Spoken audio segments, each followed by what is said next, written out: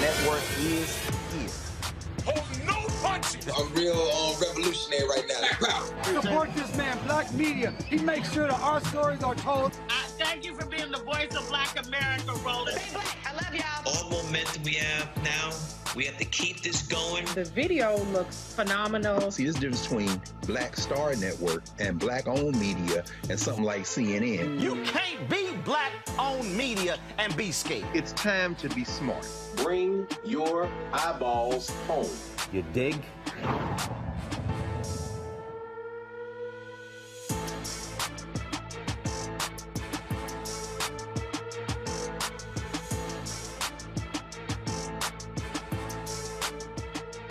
Today's Wednesday, August 10th, 2022, coming up on Roland Martin Unfiltered, streaming live on the Black Star Network. They spent a combined 174 years in prison as a result of the gross misconduct of a Chicago cop. As a result, the convictions of 7 individuals have been overturned. We'll be joined by Cook County State's Attorney Kim Foxx, folks, to talk about this case and why she overturned those convictions.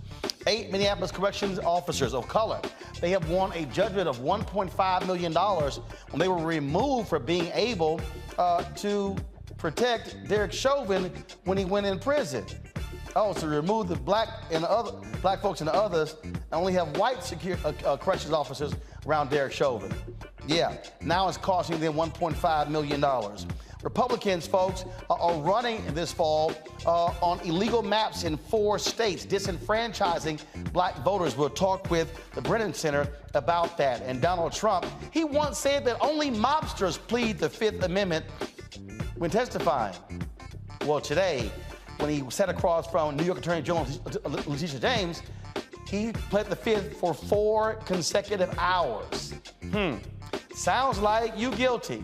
Sesame Place has put in a diversity, equity, and inclusion plan after they have been criticized for ignoring black customers. Also, she was accused of stalking Darius Cooks. Well, my guest, you had on the show before, won and beat him in court. We'll tell you about the update in that particular case. People are still talking on social media. And today's Tech Talk segment, folks, we'll show you an app that can help you determine your hair type, the best products to use on your natural hair. It is time to bring the funk on Roland Martin Unfiltered, the Black Star Network. Let's go. He's got it. Whatever the miss, he's on it. Whatever it is, he's got the scoop, the fact, the find. And when it breaks, he's right on time and it's rolling. Best believe he's knowing. Putting it down from sports to news to politics. With entertainment just for kicks, he's rolling. It's on go, y'all. It's Roland Martin, rolling with Roland now. He's funk, he's fresh, he's real, the best, you know he's Roland Martin now.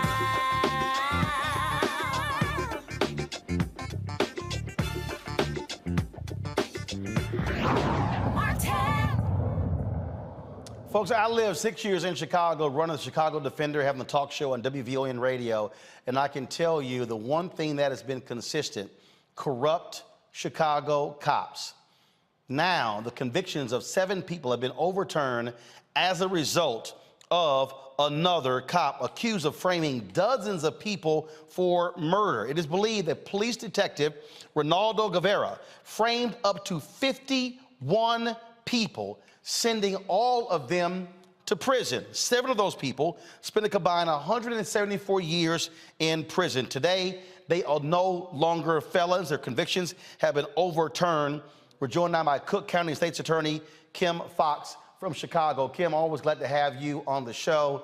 You know, this has to be the worst nightmare for someone where you didn't commit a crime and you were framed for it by a cop, someone who people trust, juries trust, DAs trust, people supposed to trust their work. So what in the hell happened here with this detective? Well, first, thank you for having me back, Roland. It's always a pleasure.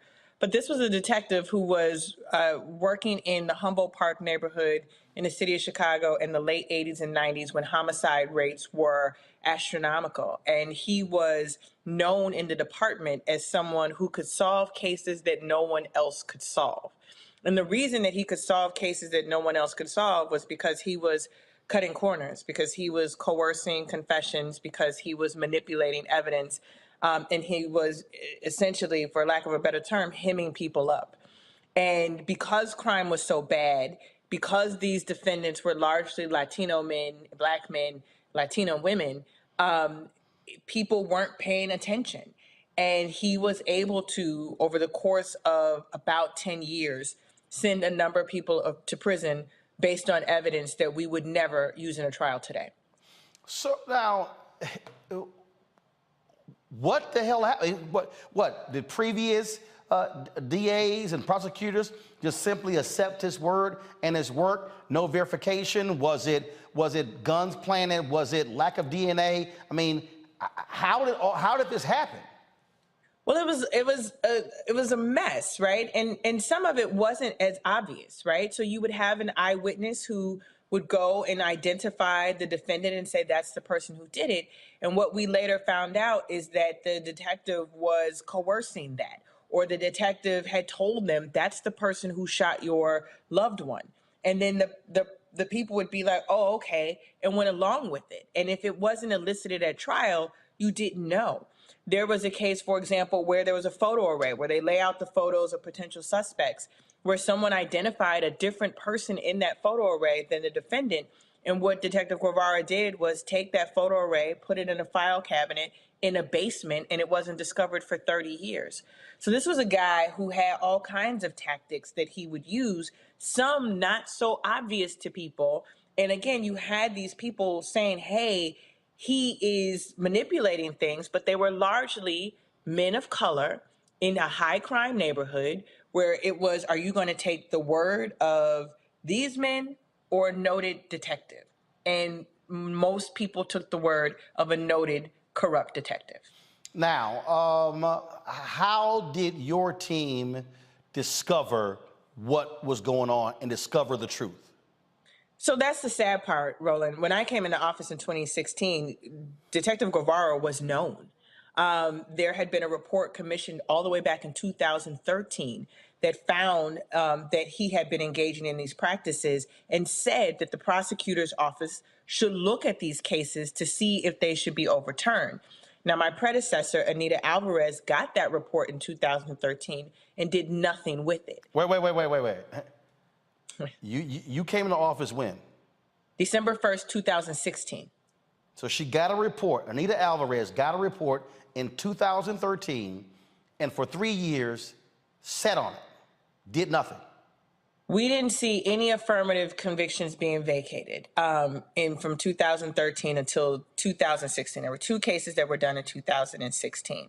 But since 2016, well over 24 of those cases have gone through and those convictions have been overturned. But yes, there was a period of years in which it was identified that this detective was problematic and the system did nothing about it. So your team, when did y'all see the report, and then what did you begin to put in place to begin to look into these cases?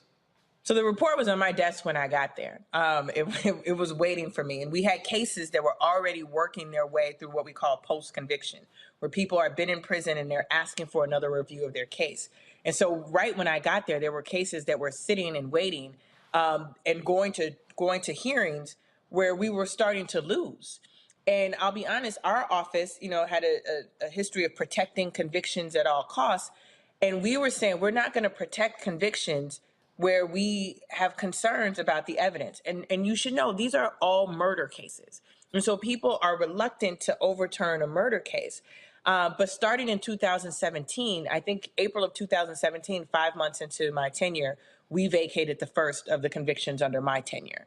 And like I said, since then, through both the courts and through my office saying we are no longer standing by these cases, well over 24 cases have been overturned. Yesterday was the first ever what we would call mass vacating of convictions in one day. 7 murder convictions thrown out, never in the history of Cook County, wow. And I don't in the history of the country. So how many total, so he's accused of framing up to 51 people. How many total cases have been overturned or convictions thrown out? And are you now examining other cases he was involved in?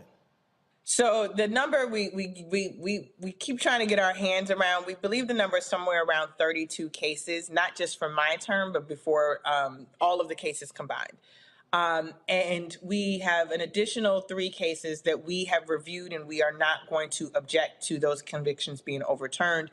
And we have said, and we said in 2019, we did a call out for others who may have not had their cases come to us to bring those cases to us. So we anticipate that there will be more cases coming. But all told, we estimate about 35 of those convictions will be thrown out. Now, what happened to this cop? This cop is collecting two pensions, a Chicago Police Department pension and a Chicago Park District pension, and is living in San Antonio. And the unfortunate reality is, much like with, John Burge, who people might not remember as a commander here in Chicago who tortured black men on the south side of Chicago to get them to confess to crimes, and was never prosecuted for the torture he inflicted. He ultimately went to jail for lying at a deposition because of the statute of limitations, which is the amount of time we could take someone to trial. With Detective Guevara, most of his perjury that he committed in these cases, a lot of these acts that he did happened in the mid-90s, which meant that the statute of limitations for prosecuting him for those acts have passed. But we are looking to see, he has been called in depositions. He has pled the fifth. Repeatedly. To your point that you made in your introduction, he will not answer questions about his work. And so we have to look and see if under oath he has given testimony within the last several years for potential perjury charges. So you're telling me a Chicago cop frames nearly 3 dozen people or even higher. Yeah. These people spend years in prison and he's chilling. He's collecting thousands upon thousands of dollars in taxpayer funds, and he's good.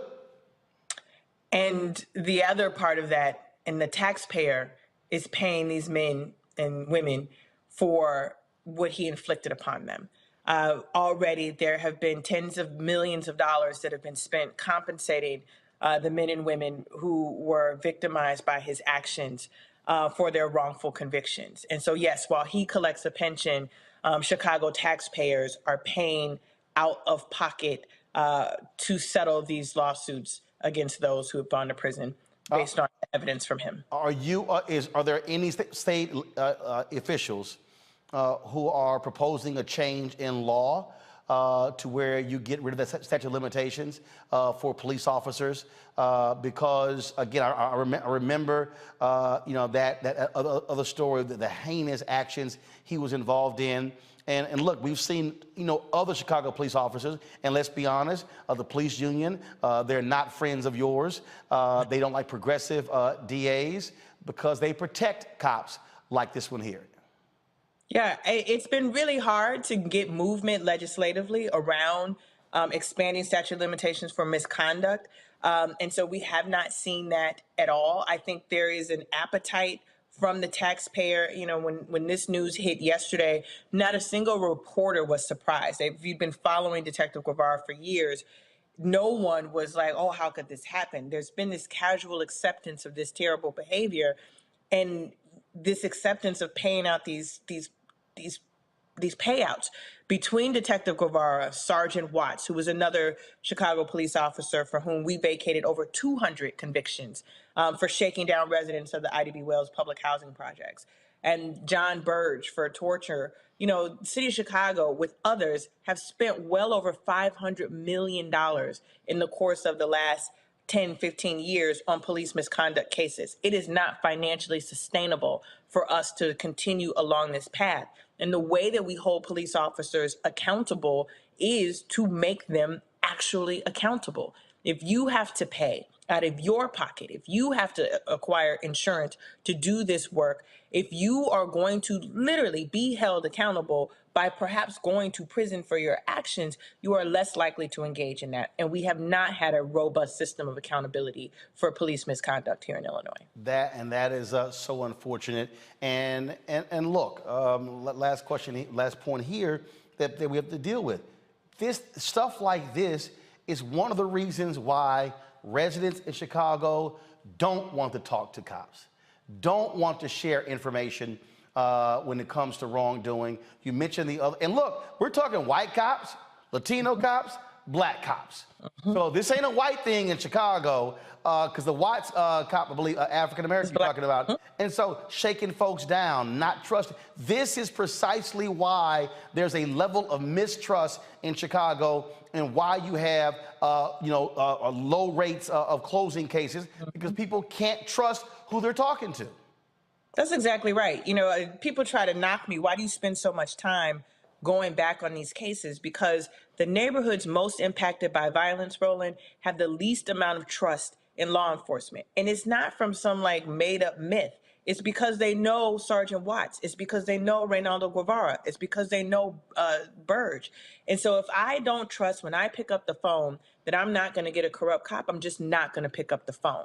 So this is righting the wrongs of the past, but it's also affirmative public safety measure to make sure that people can trust us, so when something harmful happens, they can call us. And so people try to separate public safety and justice reform. You cannot have public safety without meaningful justice reform, which is why I'm committed to doing this work while I'm here. And this is precisely why you were elected, you were re-elected. People trust you in doing so. And this is why we got to have more DAs like you, because they are, all too often, historically, you've had district attorneys who have refused to go back and look at cases. Craig Watkins did it in Texas. It's happened with other DAs.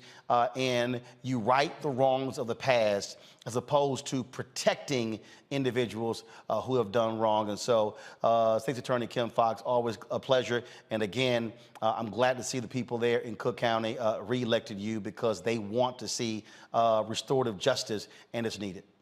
Thank you, Roland. Appreciate it. Bringing my panel right now, Robert Patillo, Executive Director, Rainbow Push Coalition Peachtree Street Project. Monique Presley, legal analyst, host of Make It Make Sense with Monique Presley. Dr.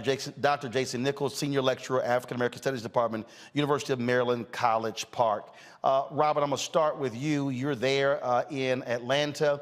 We've seen the same thing where you've had DAs going back and looking at cases. And this is also an example, like I said to State's Attorney Kim Foxx, why people in neighborhoods where you have high crime, they just don't trust the police.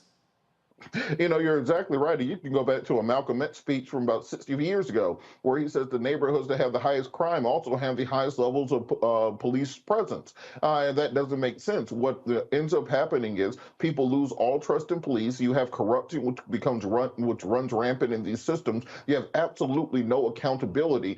Police departments around the country and the fraternal orders of police have realized that they can shake down public officials by simply not policing, allowing crime to go up, and therefore negating any efforts at criminal justice reform or police reform, which may take place. Not to sound like a broken record, but this is one of the reasons we have to end the practice of qualified immunity for police officers. Instead of them collecting a pension and waiting for the statute of limitations to run out, they should be able to be sued in their individualized capacity by the families and by the individuals that they have wrongly jailed, and they should be paying these settlements to the families, not the city, not the taxpayers, for their own individualized torts that they have committed. This gives each individual officer an incentive that will force them to curtail their actions, because if you know you're going to lose your pension, lose your retirement, lose your home, lose your vacation home, lose your kids' college fund, lose your boating, your car, and everything else, well, then maybe you won't commit some of these literally crimes against humanity that have been committed by officers around the country. So it's time that we take this issue of police reform seriously. We have individualized DAs and state's attorneys around the country that are addressing it, whether it's Fonnie Willis here in Atlanta, Marilyn Mosby was doing such in Baltimore, Kim Foxx, Letitia James, and others. But at the end of the day, we need to have the legislative partners in state houses and the federal government around the country that are willing to give them the tools needed to bring bad cops to justice and to get some of these people who have been victims of this broken criminal justice system the type of relief that they deserve. You know, Monique, a lot of people, you hear these Republicans and conservatives attacking progressive DAs. You hear them talking about the George Soros-funded DAs. These are the type of DAs that we need in office. The people who are not going to protect thuggish, rogue, corrupt cops, the people who are not going to protect their predecessors who sat on their asses and did nothing. This is the kind of folks we need in office because the public should be able to trust a police officer or a DA. And this is a damn shame here, the folks who spent all these years in prison who were innocent. Yes, these are the kinds of DAs that we need. And the real shame to me is that in our own communities, they do not get the support that they deserve. That some of the most targeted attacks against these DAs that are running for office come from our own communities. And to the point of the Soros backing, if it's true, so what?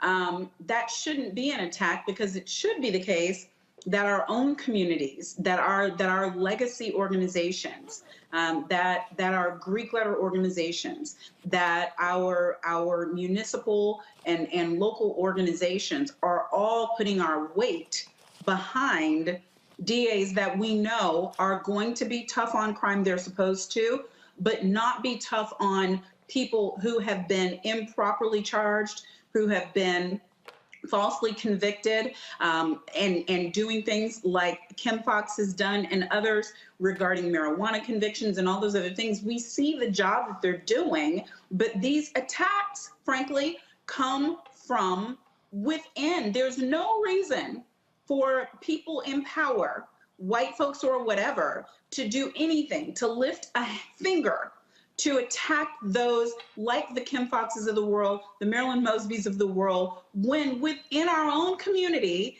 and within our so-called progressive part of our community, we see the attacks from there that they have to answer. I mean, you look at the work that this woman is doing, look at the press that she got over the Smollett case.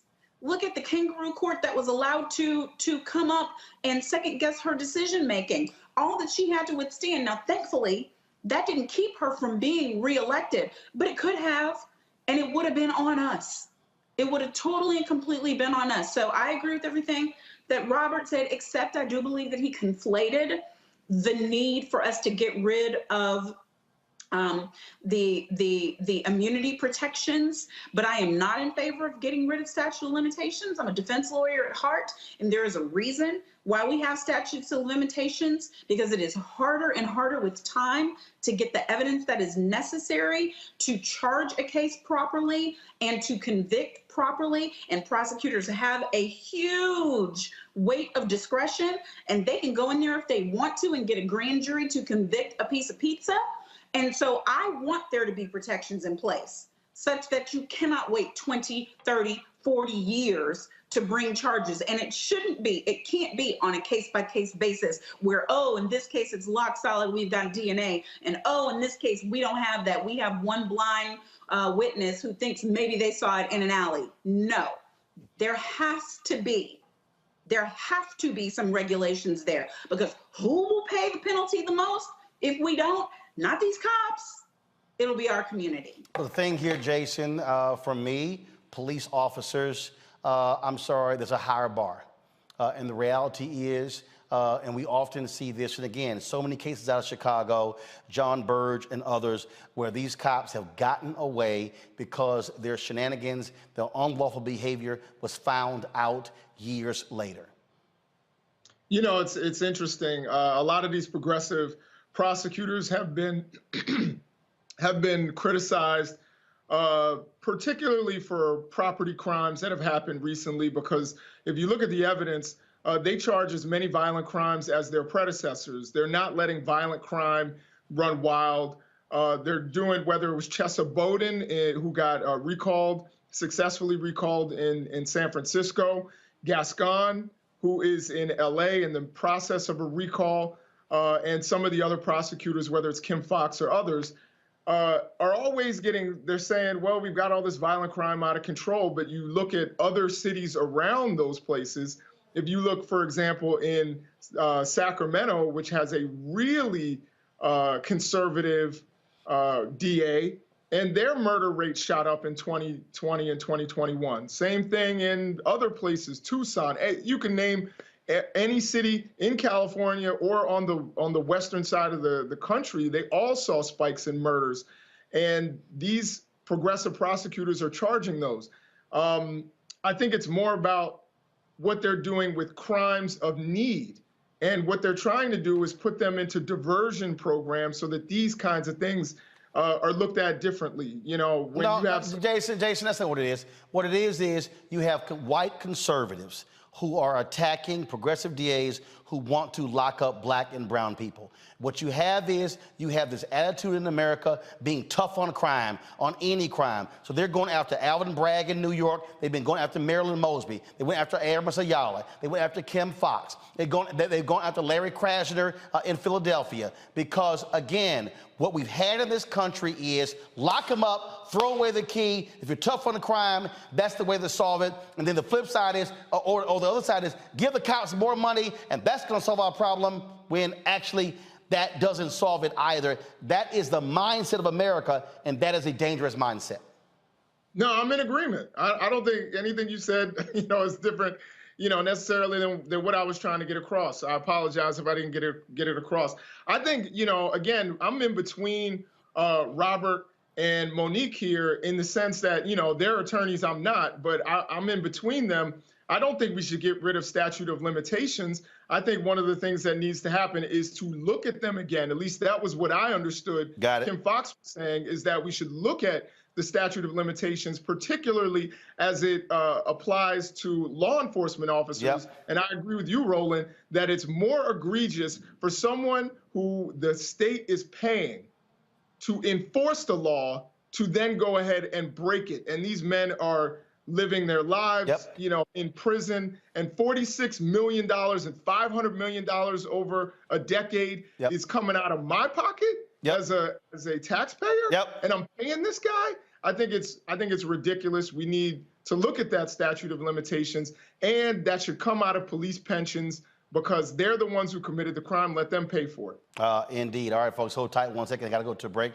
We come back. We're going to talk about these illegally gerrymandered districts, how black people, black voters are getting screwed because Republicans are using gerrymandering to freeze us out of political office. We'll explain when we come back on Roland Martin Unfiltered right here on the Black Star Network. Don't forget to download the app, Apple phone, Android phone, Apple TV, Android TV, Roku, Amazon Fire TV, Xbox One, Samsung Smart TV. If you're watching on YouTube and Facebook, hit the like button, folks. It's easy. It's not that hard. Hit the share button as well, because let folks know that we're live. This is the kind of content and the discussion you ain't gonna get on CNN, MSNBC, Fox News, ABC, NBC, or CBS. We also want you to support us in what we do by joining our Bring the Funk fan club. We need 2,000 of our fans to give a minimum of $50 this month. Look, that's all we ask of you. You can give less, that's no problem. You give more, that'd be great. To raise $100,000 to continue to do the work that we're doing. And so to do so, check in money orders. Go to P.O. Box 57196, Washington, D.C. 20037-0196. Cash App is $RM Unfiltered. PayPal is R Martin Unfiltered. Venmo is RM Unfiltered. Zelle, Roland at RolandSMartin.com. Roland at RolandMartinUnfiltered.com. We'll be right back.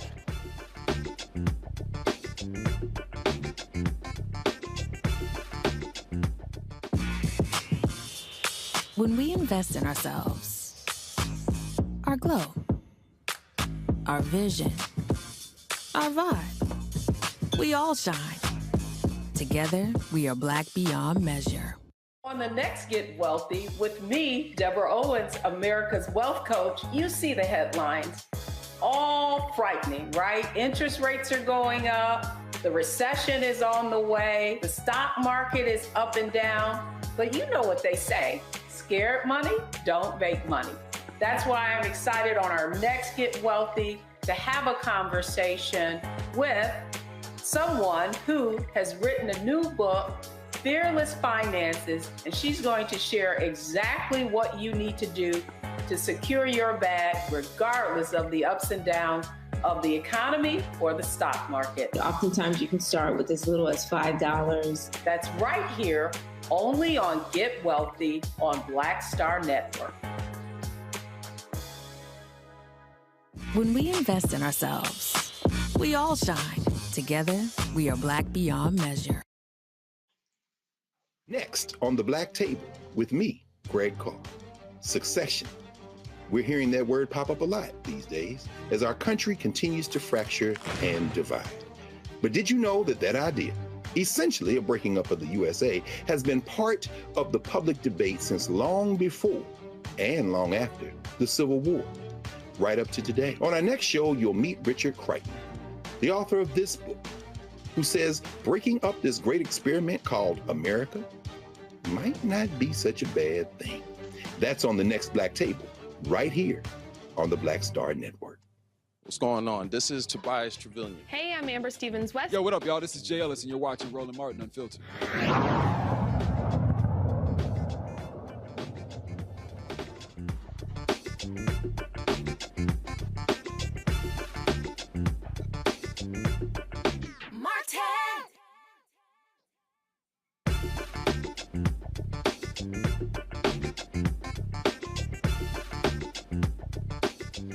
All right, folks, midterm elections are happening in November. Primaries are still happening. We saw primary results last night. Congresswoman Ilhan Omar squeaked out a victory in the Democratic primary there in Minnesota, winning by a little more than 2,000 votes over a former black city councilman in Minneapolis. You also saw Milwaukee elect a black woman as sheriff on the Democratic side.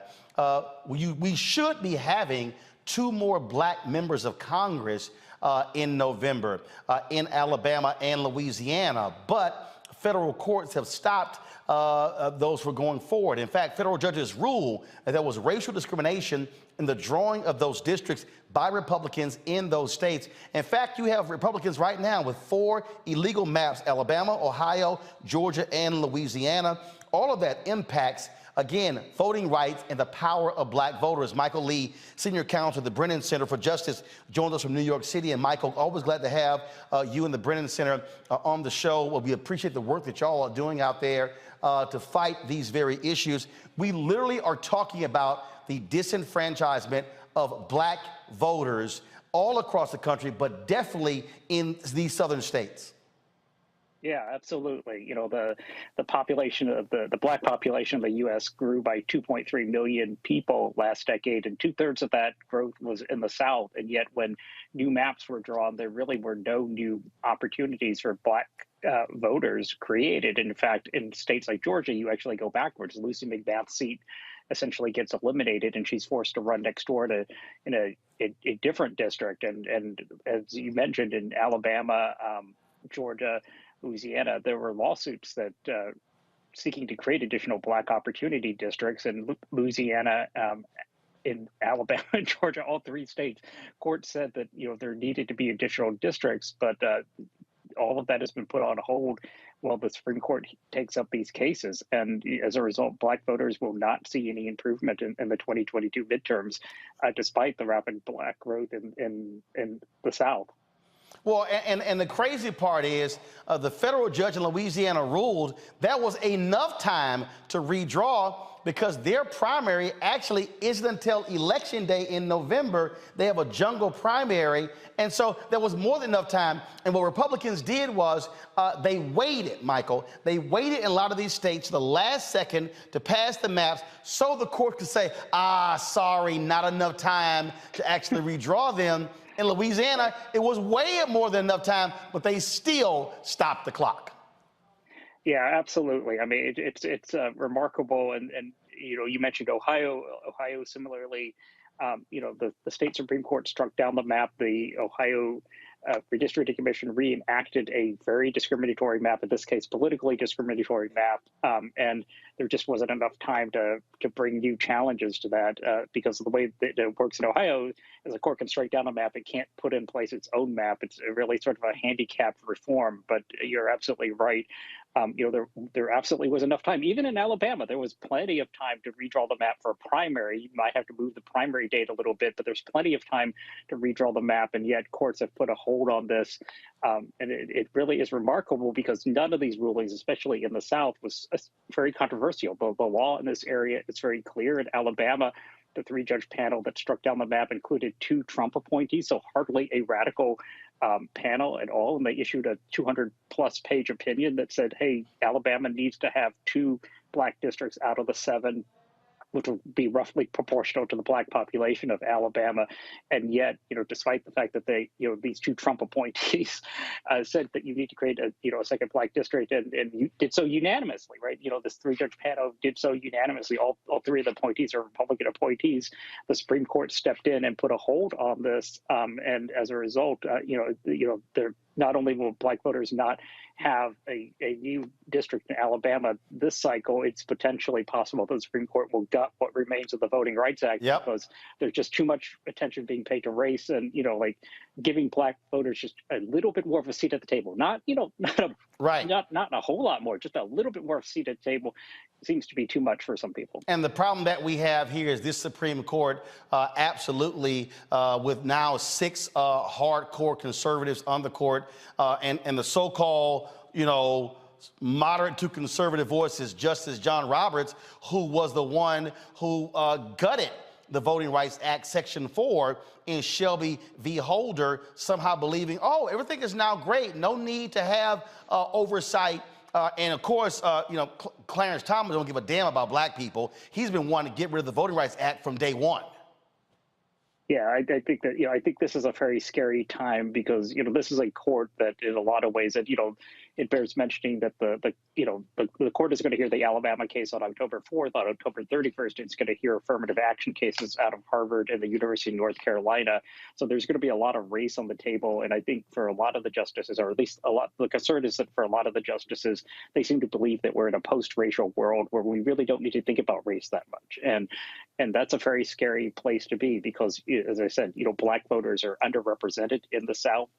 They're really, black voters are punching below their weight because of the way that these maps are purposely designed to break up black communities and to disadvantage black voters. And yet, the courts seem to not really care. And that's a very disturbing place for us to be in 60 years after passage of the Voting Rights Act. And Michael, and the last point here, one, the Supreme Court has already said, oh, we can't rule on political gerrymandering, leave it up to the states. Well, if you've already politically gerrymandered the state districts, then guess what? They then control the legislature and control the state Supreme Court, so you're screwed.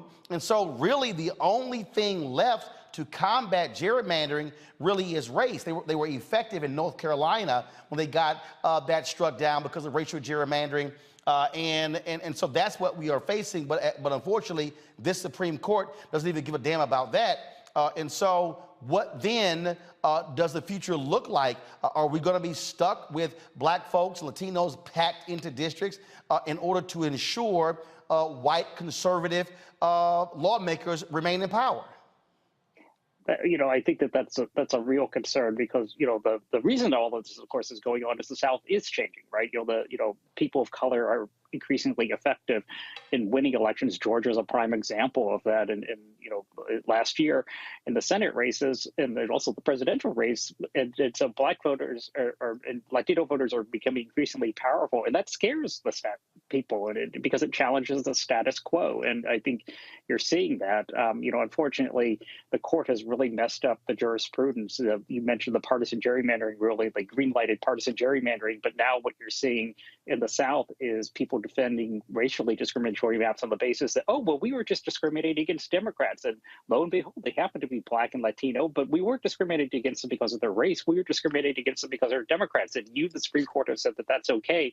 And that is like a bad place to be if the Supreme Court and courts are not willing to closely delve into and try to parse out the difference between race and politics. If they just are very superficial, and states may get away with a lot of pretextual justifications, and it may turn out that the decision greenlighting partisan gerrymandering really greenlighted a lot of racial discrimination as well. Indeed. Michael Lee with the Brennan Center. We surely appreciate it. Thanks a lot.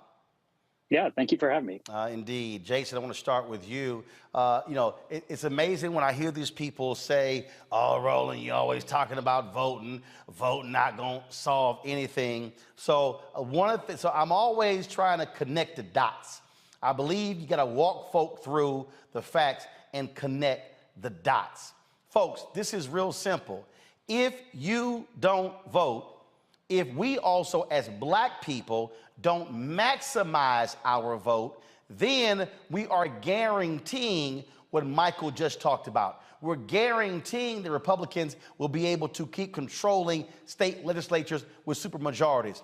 And not just the state legislature, governor's mansion. Not just governor's mansions, county commissioners. Not just county commissioners, city councils, school boards, the people who control the curriculum, the State Board of Education, all state offices. And so the reason I am so adamant about black people voting is we maximize our numbers. And if white voters stay here, and we go here, then all of a sudden we're over-indexing, and then we're greatly impacting these races. We have seen when black people turn out in record numbers. The reason Obama won North Carolina in 2008, he won by 14,100 votes because black people were voting like crazy in various cities and towns. And what I keep arguing, Jason, stop waiting for a black savior to be on the ballot.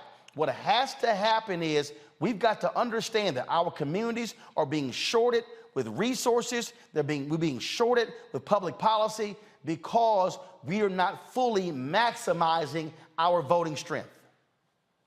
Yeah, I have some close friends of mine and who are very active in the community, and they oftentimes, we debate, and they often say, oh, well, I'm not going to vote. Voting doesn't really make a difference. And my response is, if voting didn't make a difference, they wouldn't put so many obstacles in the way of black people voting.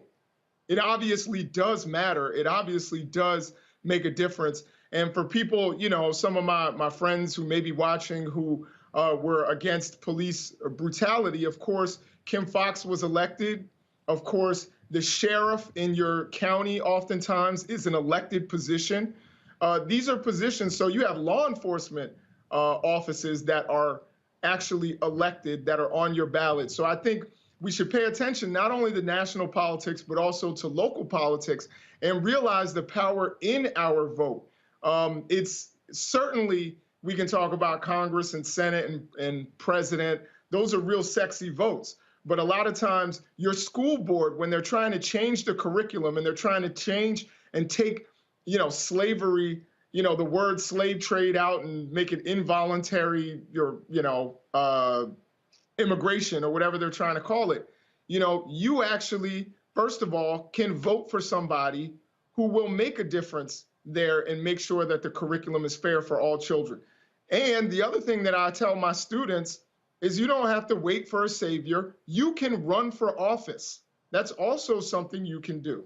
There are state delegates, there are, county commissions, there are all these kinds of elections that you don't have to wait for somebody else to do the job. You can actually do that and take initiative and make your community better.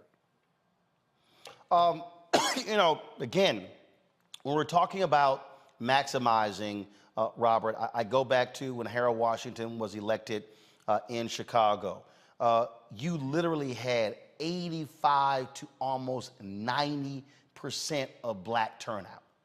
And it was interesting because Harold Washington, Congressman Harold Washington, challenged Lou Palmer and others by saying, oh, register X number of folks and then I'll run.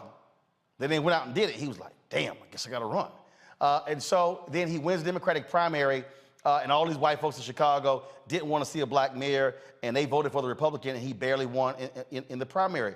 But the only reason Harold Washington was elected, Congressman Harold Washington was elected, was because of that maximum black voter turnout. You heard me talk about what happened in Florida. If you had maximum turnout, Broward and Miami-Dade County, Andrew Gillum would have been would have been governor. He lost by 30,000 votes. If you saw maximum turnout in Georgia, Stacey Abrams would have been elected, even with the shenanigans of then Secretary of State Brian Kemp. We have seen the examples of this. Now, it requires, Robert, it requires candidates to be speaking to black voters, black women and black men. It requires them having an agenda. But what I want our people to do is to stop being some folks stuck on stupid and sitting on the sidelines and then complaining about, we don't have this, we don't have that, we don't have this. You can't get anything you want unless it comes through public policy, which means you got to have the policy makers representing and presenting the public policy. Well, the first day of a freshman year political science class, the first thing they tell you is that politics answers the question of who gets what when. And so if you're not involved in the political process, when you're talking about governmental resources, when you're talking about zoning, or when you're talking about educational policy, when you're talking about where that new hospital is going to go, or where that new freeway is going to exist at, what areas will be policed and what areas will be allowed to decay, that all is a political question that will be answered by the vote. I want to go back to something that you guys were talking about with regard to the Supreme Court. Let's understand that this is a states' rights Supreme Court. It's not that they think we're in a post-racial world. They are afraid that we are entering a post-racial world, and therefore they're trying to turn back the clock as much as possible as we get to that singularity point where white people become just one of the various minorities in the country. They want to remove all the protections of the Civil Rights Movement, all the protections of the New Deal through something called the Interstate Commerce Clause. They want to remove the federal government's ability to regulate individualized activity, particularly individualized discrimination, and then on the other hand, remove any programs that exist and any policies that exist would seek to even the playing field for minorities. This is going to happen. This is not fear-mongering. This is not a guess. All they need is a case in controversy to be on the Supreme Court docket for them to overturn this. Therefore, we have to be prepared for that moment. We have to be prepared for the new paradigm that we are entering into. And right now, I think we are woefully behind because we need to be putting together the apparatus to attack things on the state and local level instead of focusing on the federal government, because the battle for the next decade of American history will happen at the state and local level, and that's going to involve record numbers of voter registration, record numbers of get out the vote campaigns, because if you're looking at a state like Georgia, where it's 35% African Americans, 20% Latino, 15%, around 10 to 15% Asian American, 52% women, that state should be a solidly blue state. Why does it vote red? Why is it all of these statewide elected officials are Republicans? Because of voter suppression, because of a lack of organization on the statewide level. We need to prepare for that and know that this is the battle that is coming. We often get blindsided by things that are very, very obviously down the pipeline, and that's what we need to be preparing for now. Well, Monique, there are people like Black Voters Matter. They understand this. They've been articulating this, not just focusing on congressional federal races, but also those critical statewide and local races. Absolutely. And all politics are local. You know, we say that because it is true.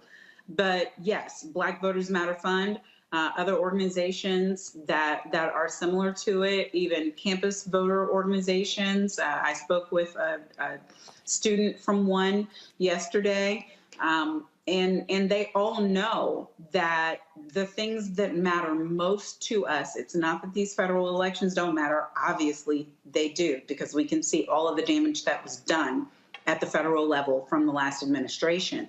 But the local level also matters, and you will find that it matters sooner and longer. So I commend all of the efforts of organizations such as BVM, local and national. They work, obviously, they partner with other organizations. It's not that they are a central organization that does all the work.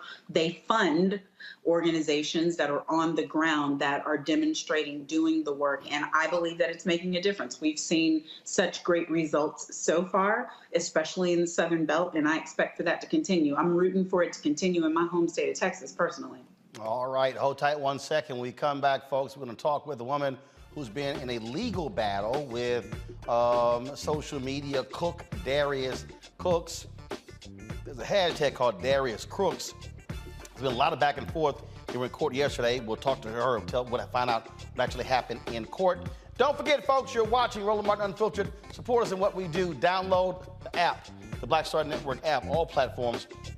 Apple phone, Android phone, Apple TV, Android TV, Roku, Amazon Fire TV, Xbox One, Samsung Smart TV.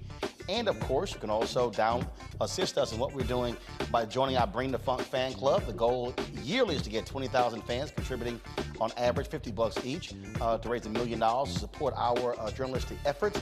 You can assist us right now by, again, joining us. Goal to get 2,000 folks this month alone. P.O. Box 57196, Washington, D.C. 20037-0196. Cash App, $RM Unfiltered. PayPal is R Martin Unfiltered. Venmo is RM Unfiltered. Zelle is Roland at RolandSMartin.com. Roland at RolandMartinUnfiltered.com. We'll be right back.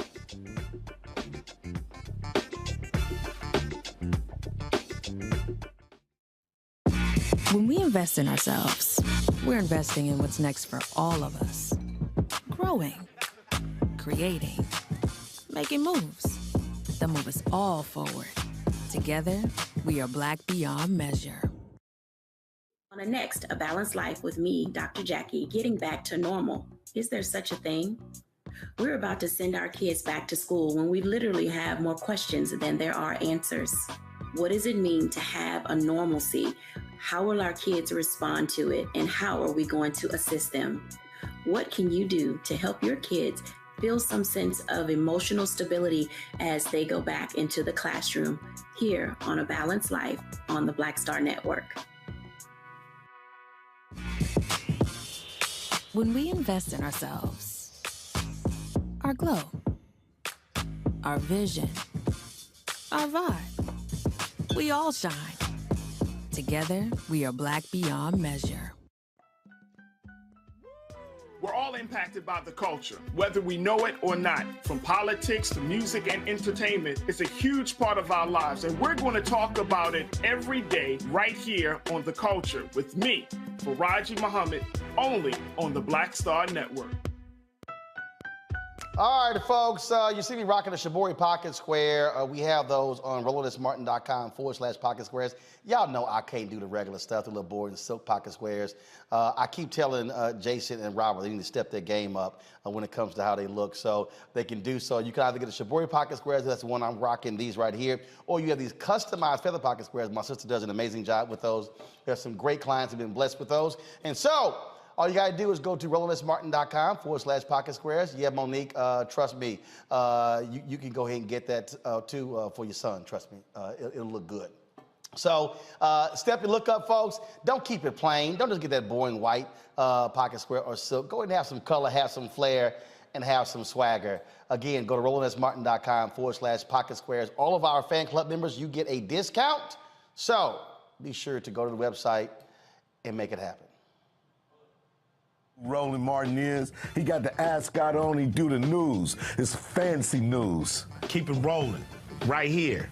Rolling. Roland Martin. Right now. You are watching Roland Martin, unfiltered. I mean, could it be any other way? Really? It's Roland Martin.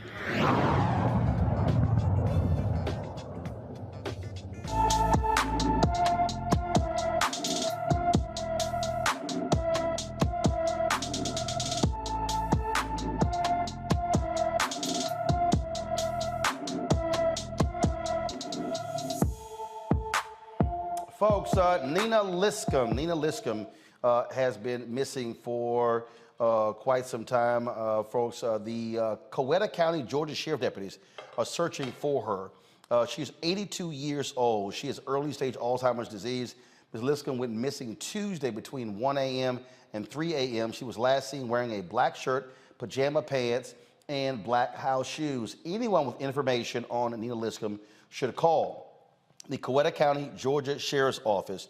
The number, folks, is 770-254-3911, 770-254-3911. All right, folks. So we told you about this story that has been talked about on social media. All this back and forth between people who have purchased goods and services and with Chef Darius Cooks. Well, then he had this legal drama. So he got a temporary restraining order, or tried to get one against someone who he said was targeting him, was stalking him. And so they've gone back and forth with court delays this month. Well, they actually had a court hearing just the other day, and he lost. My next guest was the one who's been going back and forth in court with him. She joins us right now to let us know exactly what took place. Mel Ford, how you doing? I'm doing great, Roland. Thanks for having me.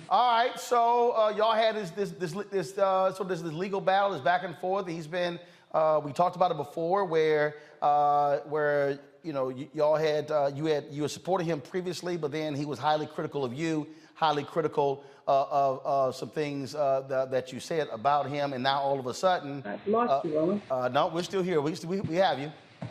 We have you, and I see you. We have you. Okay, go ahead. Okay. Sorry. So, what actually happened in court where he accused you of stalking? Well, in short, he lost. He could not prove by any preponderance of the evidence. And it was a frivolous case in the beginning, but in short, he lost. Darius Williams did appear in court. And so one of the things that happened there in court, where video was also shown, your attorneys, his attorneys were there, and so there were statements that were made in court where video contradicted what he actually said happened. Absolutely.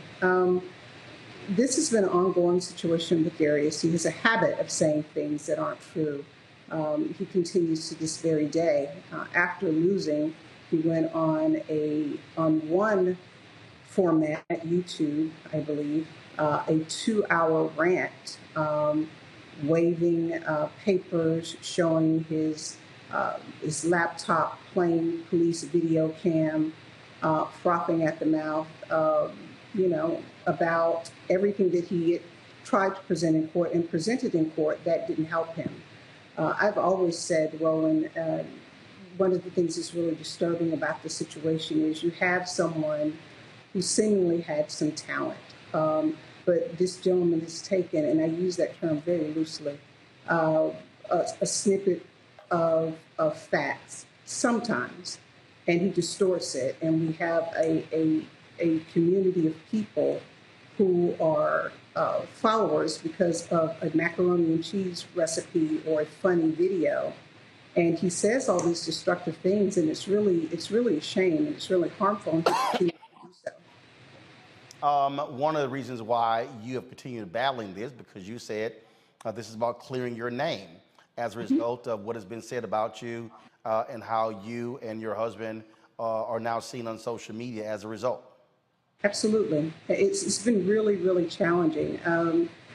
Without repeating a lot of the disgusting things that he has said, he just continues to go after me, go after my husband. But again, he has a habit of going after anyone that presents facts and that refutes his bad behavior. And these things are his own fault. We are still waiting. And if you recall last time, this started back in 2016. This man, because I said, listen, I see your behavior. I don't want to have anything to do with you and your book club, and said it nicely and privately. He went online and told people that he had dismissed from the book club as a result of finding out and tracing my IP address and determined that I was the one who was sending him hate mail and death threats via email. Now, we've not seen any of that, and you won't see it because it never happened. What he does continue to do is to play a 2016 voicemail message from me in which I say good morning, and I ask him, I don't know why you can't be mature, why are you doing this, and said what I had to say, and then got annoyed, and then I think I used an expletive maybe once, perhaps twice. But he thinks that clears him. It doesn't.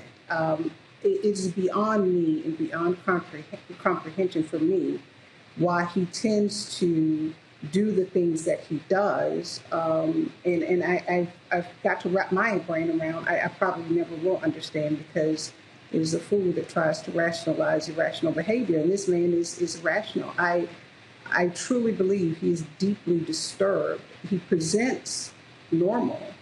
But, and this may be a stretch, but so did Jeffrey Dahmer. I mean, people thought Jeffrey was just quiet and working at the candy factory, and little did anybody know Jeffrey was at home eating people. I know that's a lot, but I feel similar to Darius Cooks. He presents as this, he has moments where he presents as this funny and engaging individual, but cross him, or for him to feel crossed, he's going to create a narrative or attempt to create a narrative where he is right, you are wrong, and he doesn't care what you say. If you recall, this man has gone so low as to put underage children online, and just because their mother came after them about his bad business practices. He has gone after celebrities like Sonny Anderson, other people. He's just relentless. But he made a mistake this time. He thought that he was going to file this fake TPO and put it out there for the world to see, and I was going to be the butt of his joke. And the first time he put it out there, he didn't even bother to show up for court. My attorney and I said, no, we don't want to dismiss. We do not, because he had also given a Texas address. And so that was one of the things that the judge was, considering. And so when they called him and said, hey, why aren't you here? He attempted to blame the court. And so another date was set. And then, the date has been moved so many times because of some things that could not be helped, but one in particular, because of a lie that he told. He claimed that he had to work. He didn't work on the particular court date. But nevertheless, the good thing about it, and I appreciate you allowing me to be rather long-winded, but the good thing is that, we prevailed yesterday. All the facts were laid out, and there were 4 components of the TPO that the judge considered. He lost on all 4. So is this the end of this legal battle? Are you looking at pursuing anything else against Darius Williams? A good poker player never tips their hand. I will say, what I prefer to do is to live my life and go on about my business and enjoy my good life and put these kind of things behind me. Unfortunately, I continue to tell you that I'm dealing with a very ill individual. He, even today and yesterday, after his loss, again, he went on one platform, this extremely long rant. You have his followers that say things like, well, let me know where she is. I'll take care of her. I've seen followers say she needs 2 in the head. I've seen followers say, well, because he's put our address out there. He's put a link to my husband's job, my husband's full name. He continues to dox my email address. I think one of your guests that are here this evening has had a rough encounter or uncomfortable encounter with Darius. This is just who he is. And so while I want to say, yes, this should be the end of it and go on about my business, it is not a comfortable situation when you have someone put a link to your husband's job and you see your husband's face, and then it's him saying the vile things that he does that I really have a problem with repeating because they're pretty disgusting. But that's what he does. And unfortunately, it's tricky. He has First Amendment rights. And so there's due process that one would have to go through. And when you're doing defamation and things like that, you have to be able to prove, what are your losses? And it's a challenge. I've been blessed enough to couple with Senator Sonia Halpern here, who we're hoping to get legislation in January to add doxing and making it illegal in Georgia, because this is crazy. There's no good reason for anyone to publish your address. I don't care if it is public record, but there's no reason for someone to go seek that information out and publish your phone number, social security number, address, place of employment with malicious intent. He's only doing it because he fires up his fan base to allow them. And that's the really sad part about it, Roland. You have individuals who are sitting behind a keyboard, and primarily his demographic is a certain age of Black women, our own community, who sit behind a keyboard and they don't know me, who are willing to type things like, she needs 2 in the head. He made up over the July 4th weekend that my husband had left me. It's a total lie. And one woman typed, I prayed and God fixed it. I don't know what Bible she's reading, but the last one that I read, God hates divorce. And so you have all these horrible things, and he's tapped into a cesspool, and this is what they enjoy.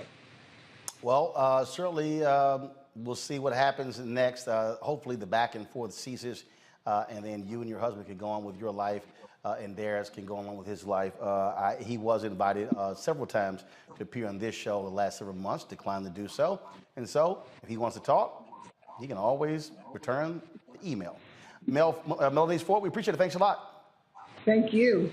All right, folks, let's talk about another court case, well, another deposition, legal matter, and that is, of course, dealing with Donald Trump. Today, old Donald was actually sitting across from New York Attorney General Letitia James. Of course, they are investigating the Trump organization for lying about the value of their property, engaging in tax fraud, insurance fraud, and violating banking laws. Now, he sat for 4 hours. Now, y'all, Donald Trump been fighting this thing for a long, long time, and they kept losing in court. He had to finally sit down, and for 4 hours, all he did was plead the fifth. But didn't he once say this about pleading the fifth? On the site yet. It'll be on the site soon. Don't worry. I'm gonna let you. You see, the mob takes the fifth. Don't worry. If you're innocent, I'm why gonna are you scam taking you the soon. Fifth Amendment? Go on, play the right video. You see, the mob takes the fifth. If you're innocent, why are you taking the Fifth Amendment?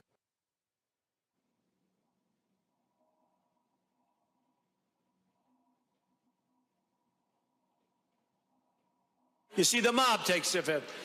If you're innocent, why are you taking the Fifth Amendment? That's a good question, Donald. If you're innocent, why in the hell did you plead for the fifth for 4 hours? Tish James showed up for this deposition, Monique, and sat across from him the entire time. You know they had to pain him to have to look at a black woman for 4 hours who's been breathing down his neck, who he's been trashing left and right. And so if you're innocent, why you plead the fifth? It's his right, but she's not giving up on trying to get to the bottom of the Trump organization. Monique? Right. So there's plenty of reasons why, if you're innocent, you would still plead the fifth. He was ignorant when he made the statement. He wasn't ignorant today when he followed his lawyer's advice and asserted his Fifth Amendment rights against self-incrimination. You have to be very specific about that, though. So it would have to be true that there is an investigation afoot, or a very real chance that you could be exposed to criminal sanctions or criminal liabilities if you answer the questions. So there will be an adverse inference against him. That's the way the law works. If this moves forward and it goes to trial, then the fact that he refused to answer will, his right to remain silent will, in a civil case, be used against him. But I'm sure he did the only thing that he could do, not just because of the precarious nature of the questions that he was being asked, but because his lawyers know that he loves a lie. He lies like he breathes. And so him asserting his Fifth Amendment rights meant he doesn't get to answer a question, which means he doesn't add perjury to the potential charges that could be filed against him. So all in all, whatever lawyers he found for this, they did the best they could by him, and I am certain that that bison, Tish James, will keep going. Robert. You know, I find it interesting, particularly in this case, because if you look at the last 2 weeks for Donald Trump, it reads like something out of a Shonda Rhimes show. You know, a couple weeks ago, your ex-wife falls down the stairs, you bury her on your golf course. Then after that, your house in Florida gets raided by the FBI. Then a couple of days later, you're sitting down for a deposition in New York for your other criminal case. At the same time, your other criminal case in Georgia, there's subpoenas being issued for Rudy Giuliani, your former lawyer, and for Lindsey Lindsey Graham. You can't make this kind of stuff up. I think that's why you don't have shows like Scandal and House of Cards on TV anymore, because reality has become far more absurd than anything that a writer could put into one of them. I think that Donald Trump, the reason he took the fifth is because he had to take the fifth. There was absolutely no benefit to him for testifying. The only thing he would do is put himself in a place where he will commit perjury, either knowingly or accidentally. And quite frankly, I'm glad that he finally got himself some real lawyers. I want people who still believe in this stop the steal stuff to notice something. The lawyers that Donald Trump was using to go around the country to challenge all the elections, the TV lawyers, the Rudy Giuliani's, etc., they're not here for the actual criminal cases. The reason is he understands that you need a real lawyer because he might land his ass in jail. So he went out there and hired some real people, not these cartoon lawyers that he had previously. So these are important things to watch. We're going to see these develop going forward. But these prosecutors are not playing with them. He understands that, and the chances of jail time go up with each case. The idea that he will get free of all of these cases, he's not Frank Underwood. Some of these are going to come home to roost on him. Jason, bottom line here, here's a man, he lies about lies. And look, in the facts of the fact, this fool, we know he's lied about the value of his property. He lies to tout it, then he lies, and by lowering it for tax reasons, they got the goods on his ass and they know it. And I can't wait till this thing goes to trial. Yeah, I think the evidence is overwhelming. You know, from what I've read, I don't think Tish James actually needs him to make a statement. And I think, you know, it's possible that some of these other people are gonna, you know, do the speaking for him. What is it, Goldblatt? I'm forgetting the gentleman's name. At any rate, and Michael Cohen, I think, gave a lot of evidence in that particular case. I think that one of the things about Trump is I know it pained him to take the fifth. I think he wanted to talk because he thinks he can outsmart people. And so, you know, for his personality, for him to have to remain silent and not, you know, with the hubris that he has and the ego that he has, and to sit across from a black woman and know that she has him in checkmate, I think frustrated him to no end. This is why, of course, he went right after that deposition and went and, you know, released this long prepared statement that I'm not sure he prepared, but I'm sure he had some input on it, because I think it pained him to know he's being outsmarted, to know that he really had nothing to say. He couldn't retort back. He was president when it would have been best for him to stay quiet, but he had to talk. So I think, you know, pretty much his lawyers twisted his arm for his benefit, and that's why he pleaded the fifth. Robert? I think Jason is absolutely correct on that. I think going forward, we're going to see him being hauled before more and more DAs for depositions. He'll be hauled into trial. I think that Republicans are delusional on this idea that Donald Trump is somehow going to run for president in 2024, and especially win the presidency in 2024. This concept is foreign, and I think this is what makes the raid on Mar-a-Lago even more significant, because people are saying, well, this is just a ploy to stop him from running in 2024.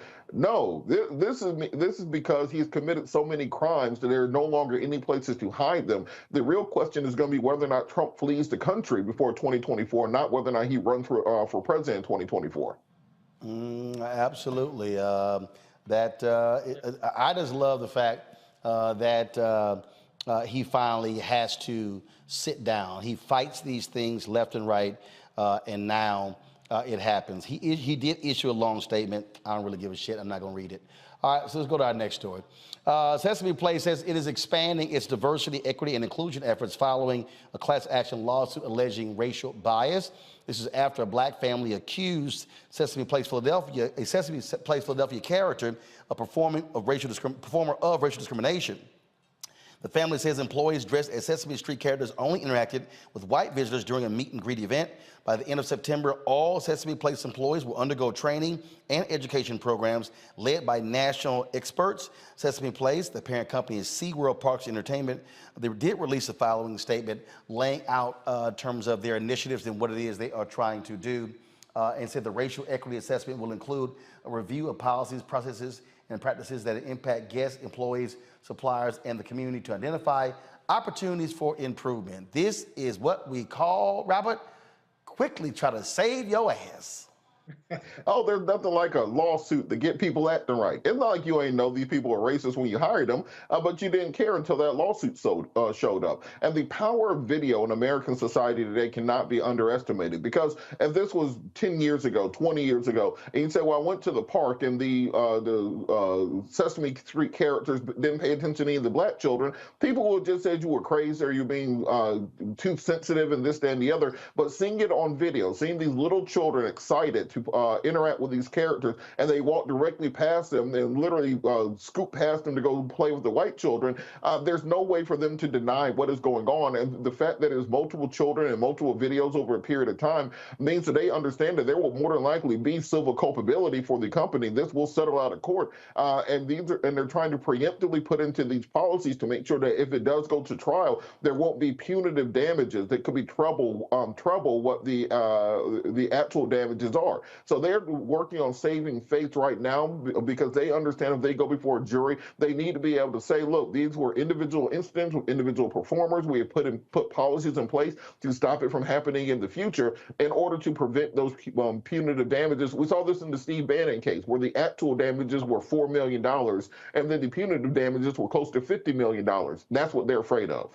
Absolutely, and they're afraid of having to pay up, like 8 Minnesota correction officers are about to get paid.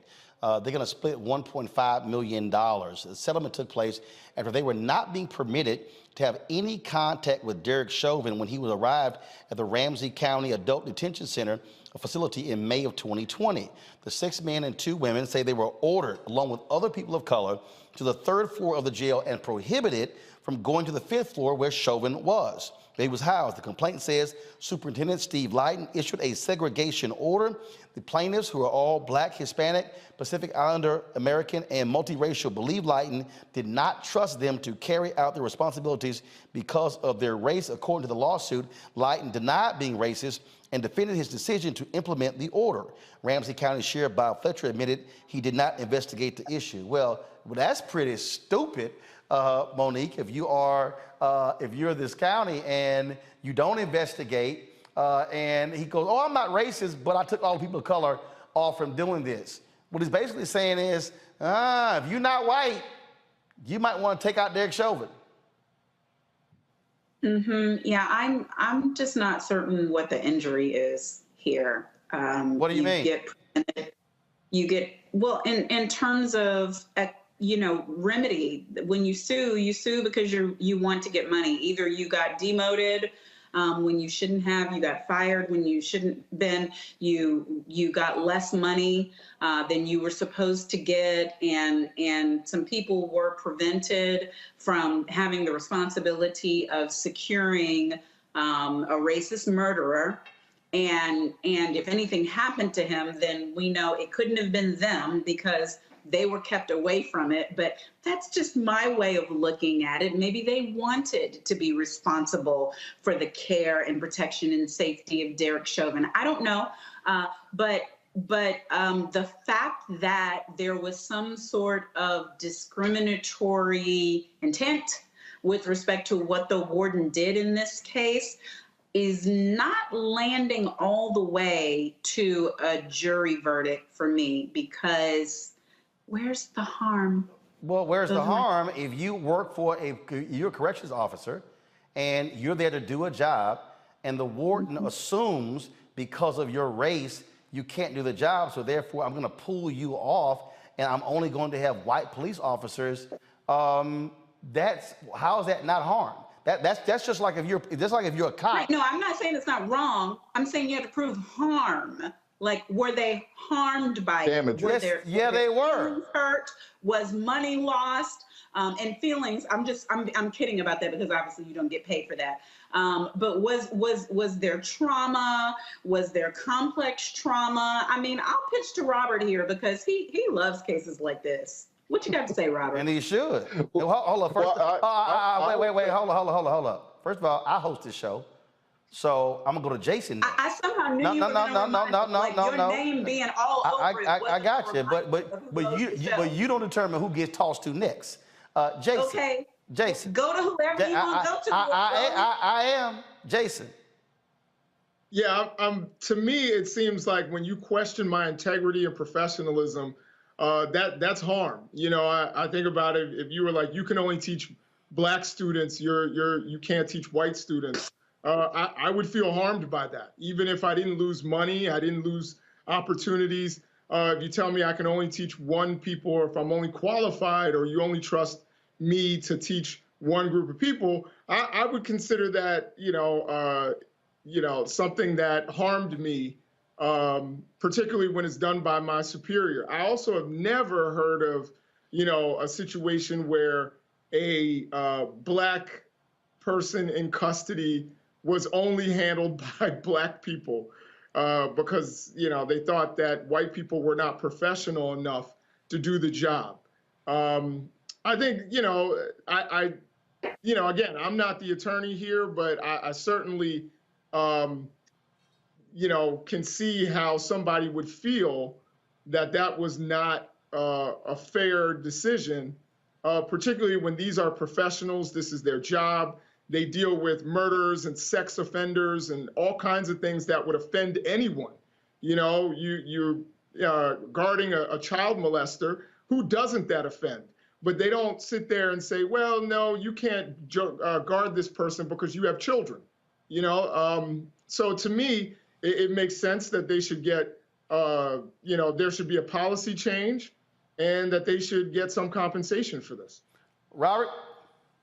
I think we have to look at the conceptualization of damages in the law, which is that when you plead a case, it can't simply be the question of if there was a harm, if there was an injury. You have to show pecuniary damages that took place as a result. As Monique said, whether or not you the loss of opportunity, loss of employment, loss of overtime, for example, is a good example. They can prove that, well, I would have done XYZ additional hours, and therefore I should be compensated for that loss of opportunity. That can also be a cognizable set of damages to justify a settlement. I haven't read the case, but I would assume there'll be something along the lines of the reasoning of intentional infliction of emotional distress, career stagnation, anything that you can do to show that you lost money or somehow were injured by this, that can be the basis of damages going forward. So if you look at the settlement amount, you're talking about $1.5 million split between 8 people, taking out attorney's fees for that. So it wasn't some sort of massive amount of money that these officers are getting. But I think it's more important to send this message to law enforcement that they cannot simply say, well, we can't trust the black folks around this racist because one of them might kill him and then cover it up, something along those lines. I don't think that is appropriate in any context. And this lawsuit is more so the court making an example out of these people, not enriching somebody, but sending a message to the entire law enforcement apparatus that this is not appropriate going forward. And how about this here? How about just simply let folks do their jobs and you don't remove them because of their race? How about that? That's kind of basic to me. That's what you should do. It is basic. It is basic. And so guess what? And if you're the taxpayers in that particular county, you should be pissed off at that sheriff and that corrections officer for costing you $1.5 million for being a dumbass. So guess what? That's what you got. All right, folks, got to go to a break right now. We come back, more Roland Martin Unfiltered. Don't forget, if you are on YouTube or Facebook, please be sure to hit the like button. We want you to check us out. We also, of course, want you to impact, as we always try to do, impact the algorithm as much as we can. And so we appreciate all of your support. Those of you, of course, who are watching the show, please download the Black Star Network app if you're not on the app. We're on all available platforms: Apple phone, Android phone, Apple TV, Android TV, Roku, Amazon Fire TV, Xbox One, Samsung Smart TV, And of course, we want you to join our Bring the Funk fan club, where your dollars make it possible for us to cover stories all across the country. We've got plans to hit the campaign trail in September and October. And of course, we'll be covering issues through the last week, November as well. And so the goal this month is to get 2,000 of our fans contributing at least $50 each. That's $4.19 a month, 13 cents a day. Not only do you get this show 2 hours, you get Faraji Muhammad's 2-hour-a-day live show, daily show. You get weekly shows by financial show Deborah Owens, a wellness and balanced living show, Dr. Jackie Hood Martin, culture show from Dr. Craig Carr, and of course, the entrepreneur tech show with Stephanie Humphrey called The Pivot. And so you get all of that. We, of course, Rolling with Roland, our bi-weekly interview show. You're going to see a promo coming up next with my conversation with Michael Ealy. Folks, all of that, we don't charge a subscription fee. We do ask you to support us in what we do. Check and money orders can be sent to P.O. Box 57196, Washington, D.C. 20037-0196. Cash App is $RM Unfiltered. PayPal is R Martin Unfiltered. Venmo is RM Unfiltered. Zelle is Roland at RolandSMartin.com. Roland at RolandMartinUnfiltered.com. We'll be right back.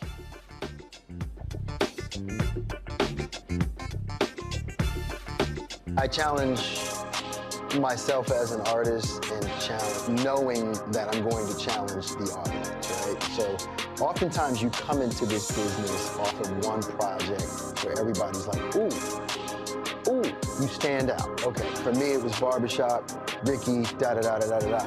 Ricky was nothing like me growing up, right? Nothing like me growing up. But if that's people's first experience with you, right, as an audience member, they tend to think that's the real you, right? So, you know, for me, after that, I got a whole bunch of offers to play roles just like Ricky, right? This Tupac-esque type of thug, right? And I just said no over and over again. And then you keep trying to do other things. And then I went through a series of romantic movies and romantic leads, and, you know, I always try to bring some sort of gravitas to those roles. And then it was like, okay, well, but before I get into all of that, let me hit y'all with, you know, For Color Girls, and, you know, step outside of the realm of, you know, what you expect of me to do as an audience member in terms of being this romantic lead and everything. Because I didn't get into this business to be the romantic lead, you know, that dude. Like, I didn't get into this business. You can get locked in. You can totally get locked in.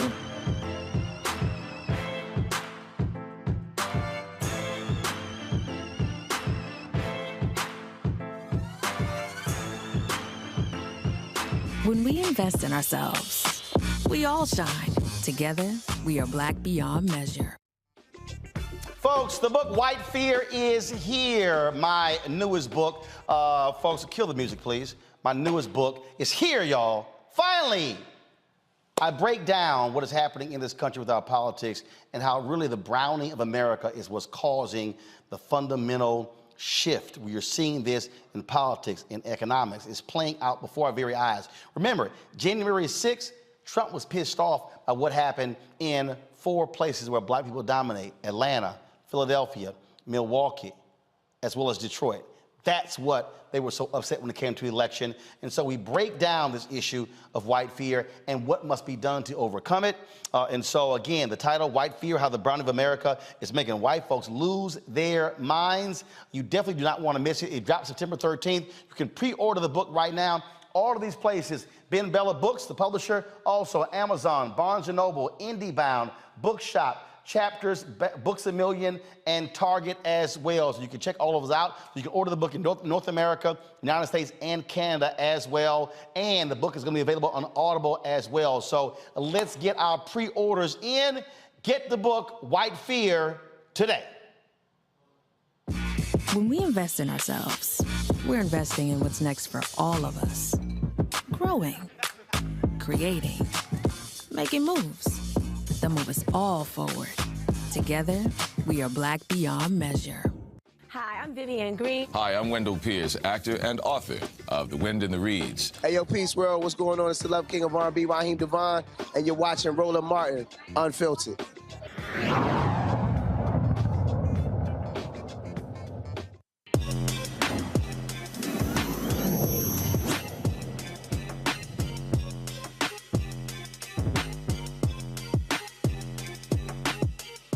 All right, the purpose of our Tech Talk is to show you some great apps that can help you in your daily living. And so my next guest has an app that can actually help you when it comes to the right products for your hair texture.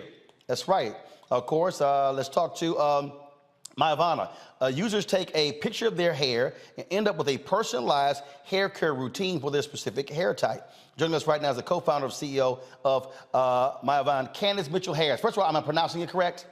Yes, that's correct. All right. Ivana. Candace joins us from Los Angeles. All right. So, okay, how did you come up with this idea? Well, I was in college and I was going natural and I couldn't find the right products to use for my hair. And I was asking my friends and it was pretty much so much trial and error. And I thought to myself, you know, there should be an app that can take variables of your hair and recommend the right products to use. And that's from my background as a computer scientist. And so I started the research of hair and created Mayavana. Okay. So the process is you take a picture of your hair and then what happens? So we actually use AI technology to break down the true texture and type of your hair. Because as women of color, we have the greatest texture variety out of any ethnicity in the world, and which makes our hair care experience, you know, sometimes kind of challenging. And so the photo actually breaks down your true hair ID when you do an analysis using our hair analysis kit as well. And the recommended products are actually what's compatible for your unique hair type and texture. Now, is it just for women or is it also for men? So we can analyze anyone's hair. So primarily our customers have been women, but there are a lot of men who are now wearing their hair longer and curly. And so we actually serve anyone who has hair. And of course, our natural hair clients have been really focused on eliminating the trial and error and understanding what works for them, if you're a woman or man or anyone. Okay, so, but check out natural hair. So if you take a picture and you got a perm, well, that doesn't help you, right? Well, we can analyze anyone's hair. And so if you're relaxed, even if you have locks, if you're transitioning at any stage, we can actually understand what you need according to your hair goals and your hair challenges. And so we use that to create a personalized hair care plan. And it's accessible right at your fingertips, at the palm of your hand. And so it takes away, you know, the search, but also really keeps you on the path of healthy hair. Robert, are you downloading the app right now? That's what you're looking at right now? Trying to analyze your hair? Yes, indeed. I was trying to find out what my curl pattern will be. I think I'm a 3C. so I do have a question about that. So what happens if you think you have one curl pattern, so you think you're a 4B, it turns out you're a 3C. What kind of damage can happen if you're treating your hair for one style versus what you actually are, and what are some things that can be done to repair that? Yeah, exactly. And that's what a lot of the confusion is because of the hair typing system. But in our research, we found that your hair is as unique as your fingerprint. And so we have created what's called your hair ID, which is beyond just a 4A, 4B, 2C, but it actually shows the condition of your hair as well. Because if you use something that's really not catered to your true hair texture and type, you don't get the right results, right? So you get the frizziness, the breakage, the dryness, a lot of the challenges that customers have reported. So your hair ID is actually what's best to tell you your true match for your texture, type, and condition. All right, I got two more questions, Roland, before we move on. Two more. All right, one, so let's say you have been on your natural hair journey for a while, but then I'll give you an example. My sister, for her wedding, they had to straighten her hair and they burned the hell out of it. And that's, you know, she had to get a fade. Is there any way to save what has happened other than having to do the big chop and chop it off and start back over from scratch? And then I'll have a follow-up after that one. Yes, it's truly on a case-by-case basis, honestly. Heat damage does do a measure on your hair, and sometimes we can save it, you know, through different techniques, you know, twisting, things that really bring back, you know, the definition. and get you back to the true nature of your hair. But sometimes instead of doing a big chop, you may have to trim it, just a little bit at a time. But we just, recommend to stay away from too much excessive heat because it does truly damage your hair. But through our virtual consultations, we help, try to understand the best process to take, from there on. All right, and last follow-up. So a couple weeks ago, I had to do some South Georgia heat stuff, so I cut my hair off, and all Roland people in Roland's comment section thought I had a toupee on. Because, black folks can be cruel when you change your hair. They don't like things to be even slightly different. But part of what I've noticed is, everybody and their mama got a different kind of hair putty, hair butter, honey, hemp seed, etc. stuff to put in your hair. How can you make sure you're getting the right kind of thing instead of just following what your homegirl or someone at the salon said? How can you know which of these things are actually reputable and which one somebody just mixing up in their bathtub and put on Etsy? Yeah, that's funny. There's a lot of marketing buzzwords that people are using to sell products and appeal to consumers, but we actually do our own testing and research from a research and development standpoint to really understand what are the ingredients that are composed in this product and how is it going to actually perform on different hair IDs. And so I would say My Ivana is your best source because we do go through and just really look at each product and how it's composed, what's the ingredient list, what is the actual performance of the product, and that really helps, with understanding, is it safe to use, or do you really need an expert opinion? And that's what our team is here for. See, Roland ain't think I knew that much about black women's hair. Yes, it's an art and a science, and we love it all. Right. Okay, Robert, you just trying to sit here and score some brownie points at the Labor Day picnic. Monique. Yes. As amusing as Robert was, here's my question. How do you, through AI or otherwise, if you could explain some of the process that gets you to accuracy without having a sample of the person's hair or without touching it yourself, how are you sure about texture? Like I don't have any chemicals, but my hair is blown out right now freshly, thanks be to God.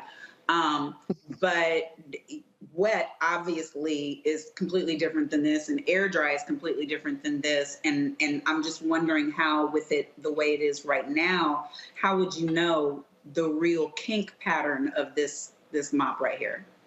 Yes, that's an excellent question, because from our research, we found that texture is fluid, and depending on how you style it, it can look and appear this way.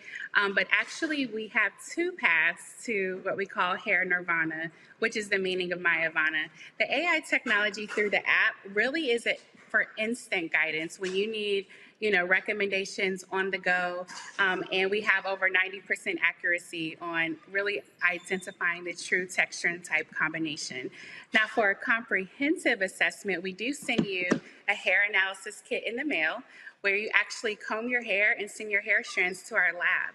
And we look at your hair strands underneath the microscope to really break down the condition of your hair, because that's what you really want to get to, especially if it is relaxed. If you have, let's say you've used a keratin treatment, or you have some damage, or you have breakage, what is really going on?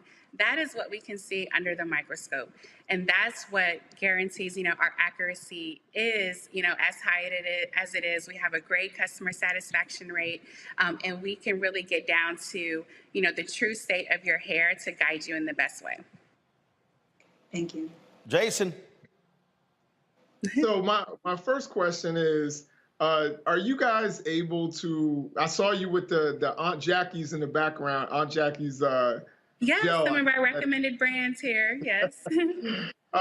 So I wonder, I couldn't let Robert take all the shine for his knowledge of black hair, but do you guys steer people towards black-owned products, or do you steer them towards any products that you think will help their hair? Because, of course, there is a movement to have, black people using black-owned products rather than going to some of the traditional. Most of us were using products that were not started by black people. That's a very excellent question. So we are brand agnostic. We recommend all products on the market However, we do know consumer preferences have changed, and some people want to purchase strictly those that are Black owned. And so you can tell my Ivana your preferences. You want Black owned products, products with natural ingredients, high performance, clean ingredients. And so we do have quite a number of Black owned brands. We have amazing partnerships with Black owned hair companies and Black led companies, and we are truly, looking to strengthen our community when it comes to building wealth in the hair industry. We just partnered with BOBSA, the Black Owned Beauty Supply Association, which caters to Black owned beauty supply owners and salon owners. And so we're very sensitive to that. And we do want to help shift the dollars when it comes to shopping, back to our Black owned brands as well. So I have one other question, and that is, you talk about you send hair samples to a lab and they look at it under a microscope. I'm assuming that what affects the health of your hair is sometimes the internal health of your body. Does Absolutely. Any advice like, hey, you need to drink more water, or you need more vitamins, or anything like that by, what you are able to see through the microscope? Yes, absolutely. So we do have healthy hair content that we publish from the lab, but from our own case studies of what we've seen under the microscope, but also in our questionnaires and consultations with customers. The state of your hair is really a reflection of your internal health. And sometimes some of the questions are you stressed? What's your diet like? And also, do you have any medical conditions? These are the things that are leading to, a damaged state of hair, or even just hair loss. Hair loss is a really prevalent concern right now, especially those who are wearing wigs, weaves, and extensions and have experienced hair loss in their edges, traction alopecia. There are a number of health conditions that are even affecting the state of the scalp as well. And so we take all of that into account, and also with our professionals that we recommend. We are building a network of dermatologists, more, practitioners on the health side that can help us bridge the gap and really serve the total person to understand how our recommendations and the regimens are providing are also connecting to your health internally as well. So that's a really big research area for us right now. All right, then. Again, one of the questions came from the control room was the hair analysis. What is the cost of that? The cost is $129 for the hair analysis kit. We do have a promo code, Unfiltered. You can get 20% off the hair analysis kit for all of the viewers here today. And it saves you hundreds of dollars that you waste on the wrong products that haven't worked for your hair. So it's cost saving, and it's really meant to help you save time, save money, and really eliminate the frustrations with your hair care and have healthy hair. All right, so again, what is the, show the promo code again for all of our viewers? All right, so folks, if you're watching, if you go to the website, use the Unfiltered promo code at myavana.com. Check that out. We certainly appreciate you joining us on the show. This is one of the reasons why we have the segment for folks who are creating technology and using it for the purpose of informing our viewers. And so, folks, that's how you can follow My Ivana on social media. And again, use the promo code Unfiltered. Candace, we appreciate it. Thanks a lot.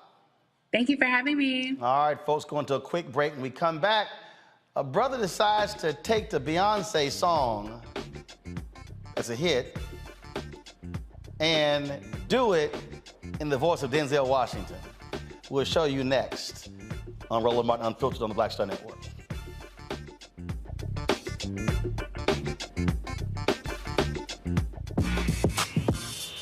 When we invest in ourselves, our glow, our vision, our vibe, we all shine. Together, we are Black beyond measure. On a next, A Balanced Life with me, Dr. Jackie, getting back to normal. Is there such a thing? We're about to send our kids back to school when we literally have more questions than there are answers. What does it mean to have a normalcy? How will our kids respond to it? And how are we going to assist them? What can you do to help your kids feel some sense of emotional stability as they go back into the classroom here on A Balanced Life on the Black Star Network. When we invest in ourselves, we all shine. Together, we are Black beyond measure. Hey, I'm Arnaz J. Black TV does matter, dang it. Hey, what's up, y'all? It's your boy Jacob Lattimore, and you're now watching Roland Martin right now. Stay woke.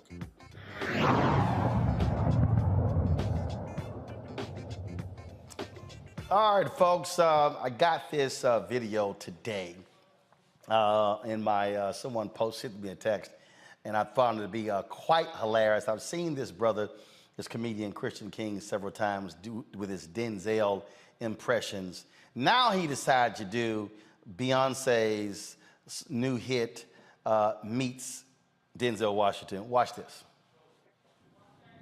You won't break my soul. No. You won't break my soul. I'm telling everybody. I can guarantee you that. I just fell in love. I just quit my job. I'm gonna find a new drive. I can guarantee it. I'm gonna find it. And they work me so hard. Work at 9. And off past 5? No. They work my nerves, you understand? They work my nerves.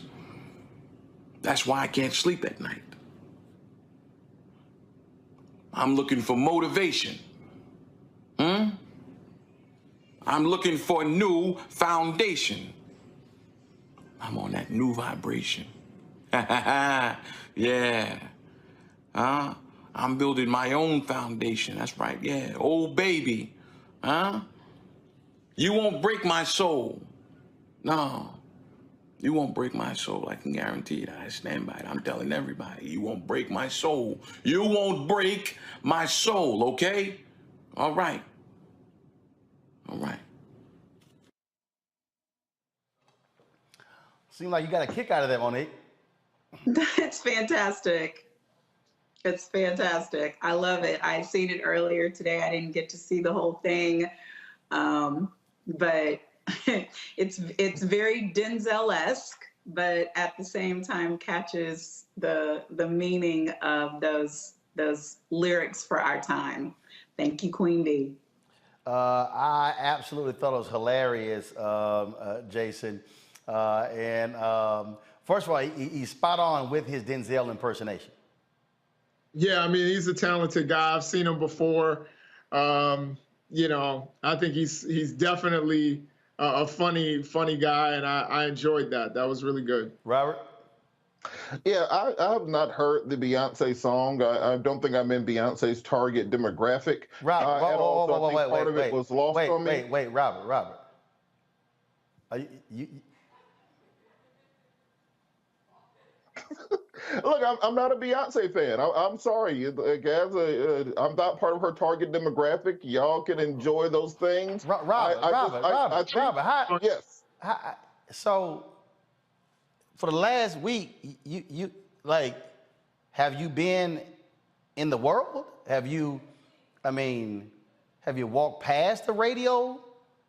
No, I purposefully avoid the radio and all. I have satellite radio for that reason, so I don't have to hear the stuff on the radio. I like to hear the stuff that I like. Beyonce's not a thing that I like. I'm not a fan of Beyonce. I think she's a very nice lady, a wonderful wife and mother, but I'm just not a Beyonce person. Hold up. Give me camera 7. Hold up. Your ass just said you don't like Beyonce? I don't. Look, I'm not the person that buys a Beyonce album. I'm not going to a Beyonce concert. If you're in the car with me, more than likely Beyonce will not be on the radio. That doesn't mean everybody else isn't welcome to like what they like. I just don't like it.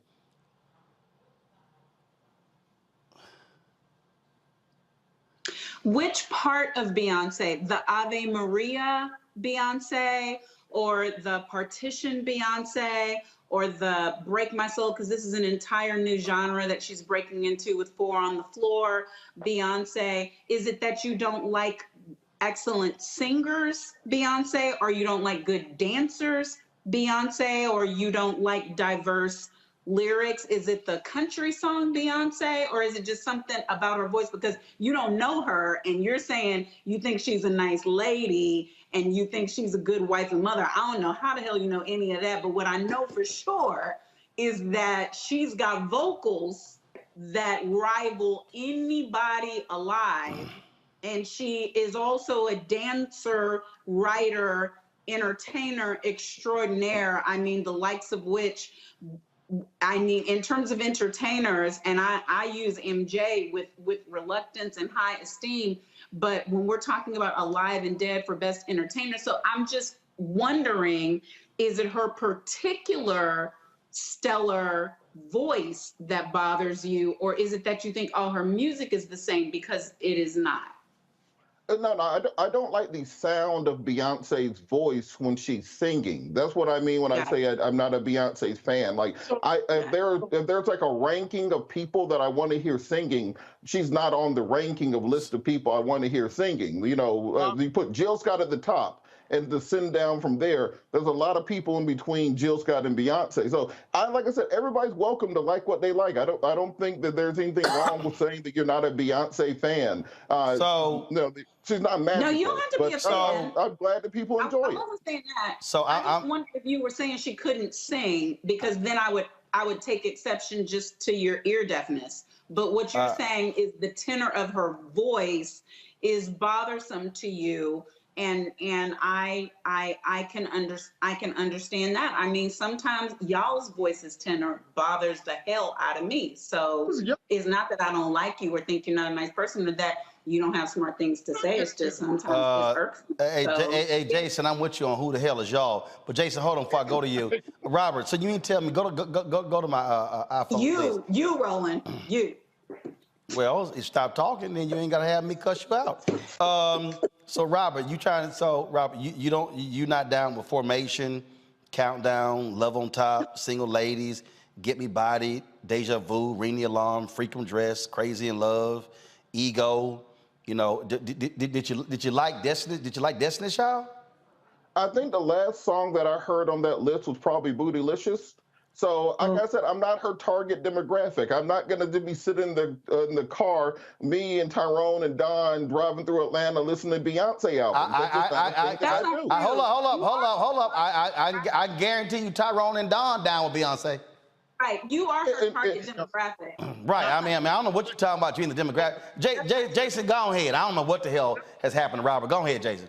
So, first thing I got to say for Robert, first of all, you got to understand that Roland is from Texas, so he's going to be. No, wait, hold up. No, you got to narrow that shit. No, you got to narrow that shit down. Texas is a big ass state. I'm from Houston. Okay. Right, but I'm from Houston. Beyonce's from Houston, but she could be from Charlotte, and I'ma still jam to Beyonce. So that ain't got nothing to do with it. So, but Jason, continue. No, I hear you. Now I also hear what Robert's saying. Like, I enjoy Beyonce. No, Jason, we heard what he said. We think he crazy, but go ahead. Yeah, I'm saying I enjoy Beyonce's records, but I'm not like riding down the street pumping Beyonce. Like, at least not since Crazy in Love when I heard Jay get on there or something like that. But like, I like, you know, a different genre of music. And it sounds like if he put Jill Scott up there, that's a completely different genre. Mm-hmm. You know what I mean? So I think like it's more that he doesn't. What's a genre?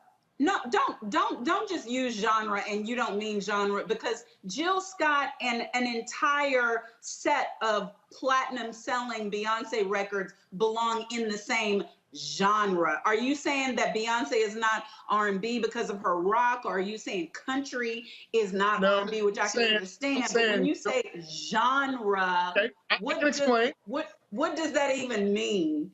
Sure, I can explain. When I think of Jill Scott, I think of Philly neo soul.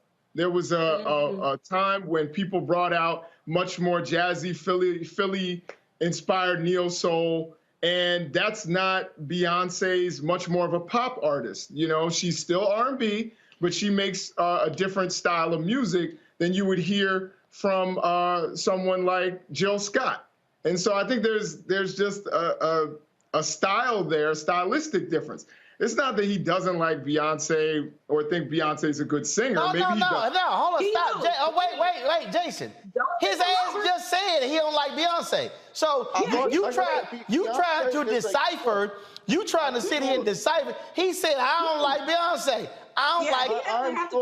I'm sure she's a wonderful entertainer. I've not followed her that far, but you know, there's what I mean by genre. For example, Beyonce, I guess, is a great entertainer. Jill Scott is a great vocalist. You know, if you put Beyonce and Erykah Badu next to each other, I'm going to take Erykah Badu. I will put Beyonce kind of more in that category for, you know, Sheila E. or something along those lines, or Paula Abdul. That, I think more the entertainment side of it, and that's just not my thing I'm into. Oh, come on, Robert. That wasn't fair. Paula Abdul, bro. Well, I'm just saying, Monique said people who dance and put on a good show and also sing. So that's kind of my frame of reference for it.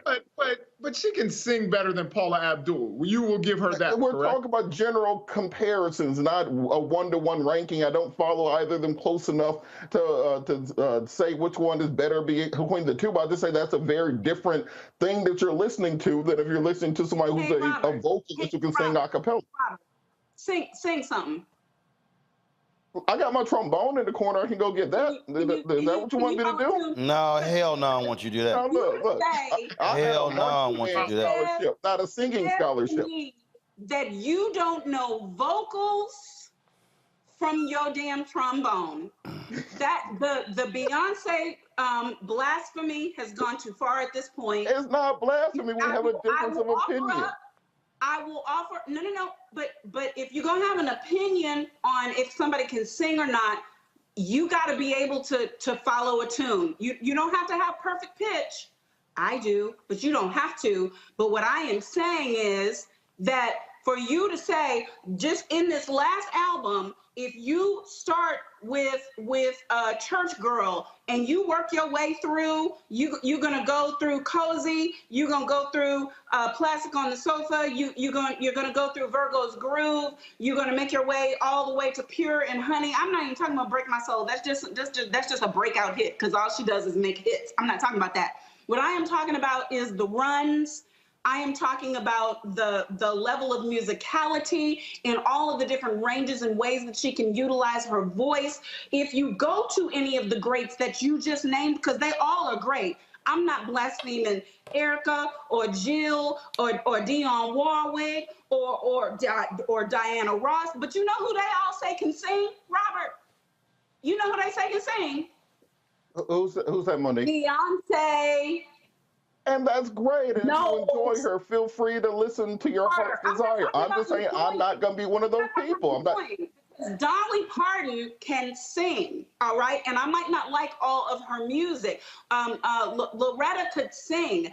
I am talking about some people can sing and some people cannot, okay? And Beyonce is way higher up the list of people with vocal abilities. And I personally, though I am a member of the Beehive, I am a Texan, Beyonce's first name is her mother's maiden last name. That's the Beyoncés of Galveston, Texas, where I am from. So I am personally offended. But I want to professionally say, no, you don't have to listen to her. But to say that she's somewhere down that list, like where the non-singers are, and Paula Abdul would even be offended, and she is a great dancer and can hold a tune. But that is not that's not the queen. Now let me say this here. See, first of all, as the resident musicologist on this panel, and Monique, you try that one more time, mute her damn mic. Let me be real clear. You can listen to multiple genres. You can listen to Philly sound, 70s, in terms of Gamble and Huff. You can listen to Motown sound. You can go to Stack sound. You can listen to neo soul. You can go from Jill Scott to Erykah Badu, to go to Nancy Wilson, and go to Natalie Cole, and go to Rochelle Farrell, and then go a host of singers But the point is, clearly, Robert, your musical palette is greatly limited. Now, I gotta look. Roland, the thing is, look, y'all are Beyonce fans. I'm not. I'm saying if you're going to put, let's say we put prime Whitney Houston at the top of the list. How far down on that ladder do you go before you get to Beyonce? Well, first of all, it depends upon what the exact list is. There are some lists where you talk about who are singers. There are other lists where you talk about who are performers. And so if you're talking about a singers list, Aretha at the top. Let's just be real clear. The Queen at the top. Now, if we talk about performers, it's different. So the list depends upon what the list is. So the bottom, that's what I just said. The Beyonce's on the entertainer performer list. You know, the Sierra, Paula Abdul, Janet Jackson back in the day. Okay, hold on. Don't put her in the Aretha Franklin list. You can't even put Paula Abdul in this conversation. I mean, you can talk about performer. You can talk about Janet Jackson. Sheila E's a perfect example. She's a great performer. So do you listen to Sheila E? I look, if sometimes if it's on in the background, but am I going to buy a Sheila E album and drive around listening to it? No, I'm not. You know what? Here's what I think it is. I think what happened is Robin was at the shooting range one day and they had Beyonce on and he didn't hit shit. I think that's what happened. I think he had the shooting range and he didn't hit a damn thing.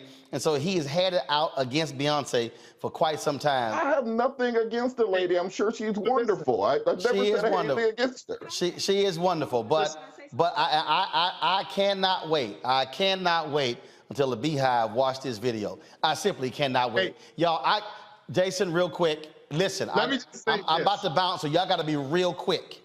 Go. All right, so I hear what Robert's saying because I think of like Christina Aguilera is a strong vocalist, but I'm not going to listen to her music.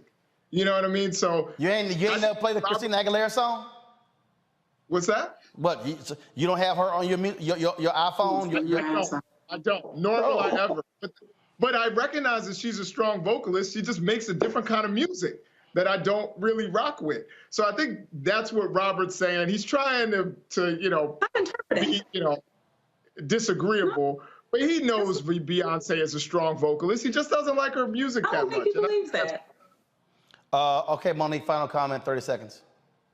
Yeah, what I want to say is one of the reasons, not that it's stopping her because she's at the top for a reason, but one of the difficulties in the critical acclaim area for Beyonce, for all that she has written, for all that she has performed vocally, and I listed Ave Maria and Halo for a reason at the top, and then all of these bops that we love, is because people watch her dance and perform and don't want to give her credit for all of the vocal ability that goes along with the way that she does that at that level. And the only one that I can compare it to is a Michael Jackson or a Prince. And that doesn't mean, and I don't even agree with Roland with Aretha. I think that hey, hold up. What your ass just said? I said I don't agree, because I think that Whitney Houston has no parallel on voice. First of all, you out your damn mind.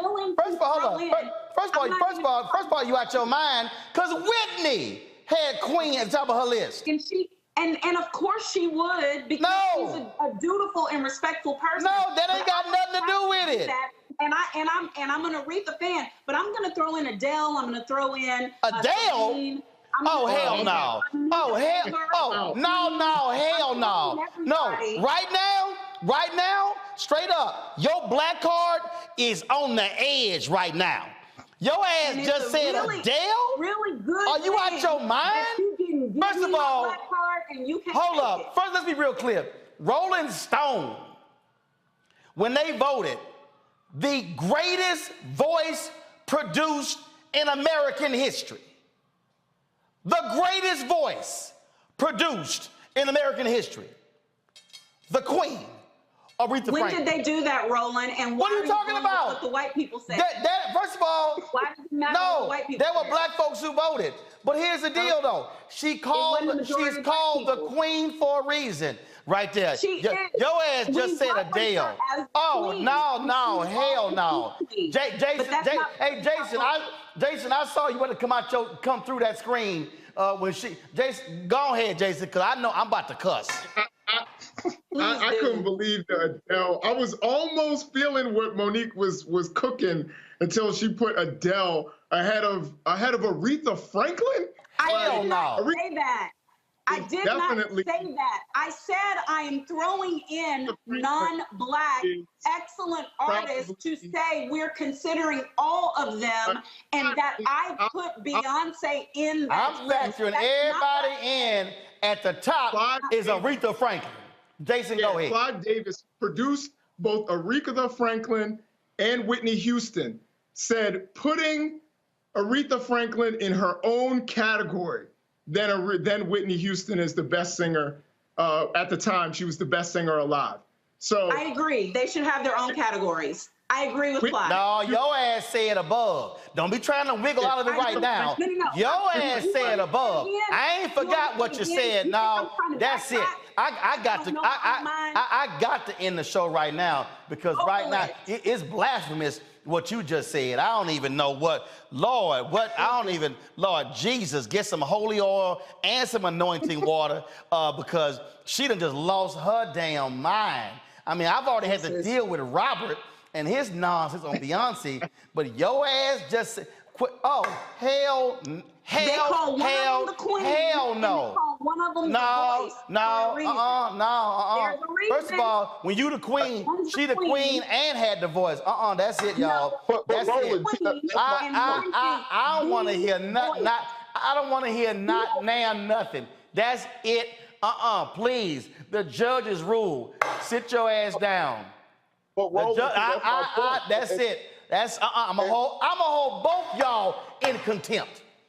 I'm gonna hold both of y'all in contempt. It's gonna be a daily fine every day for what y'all.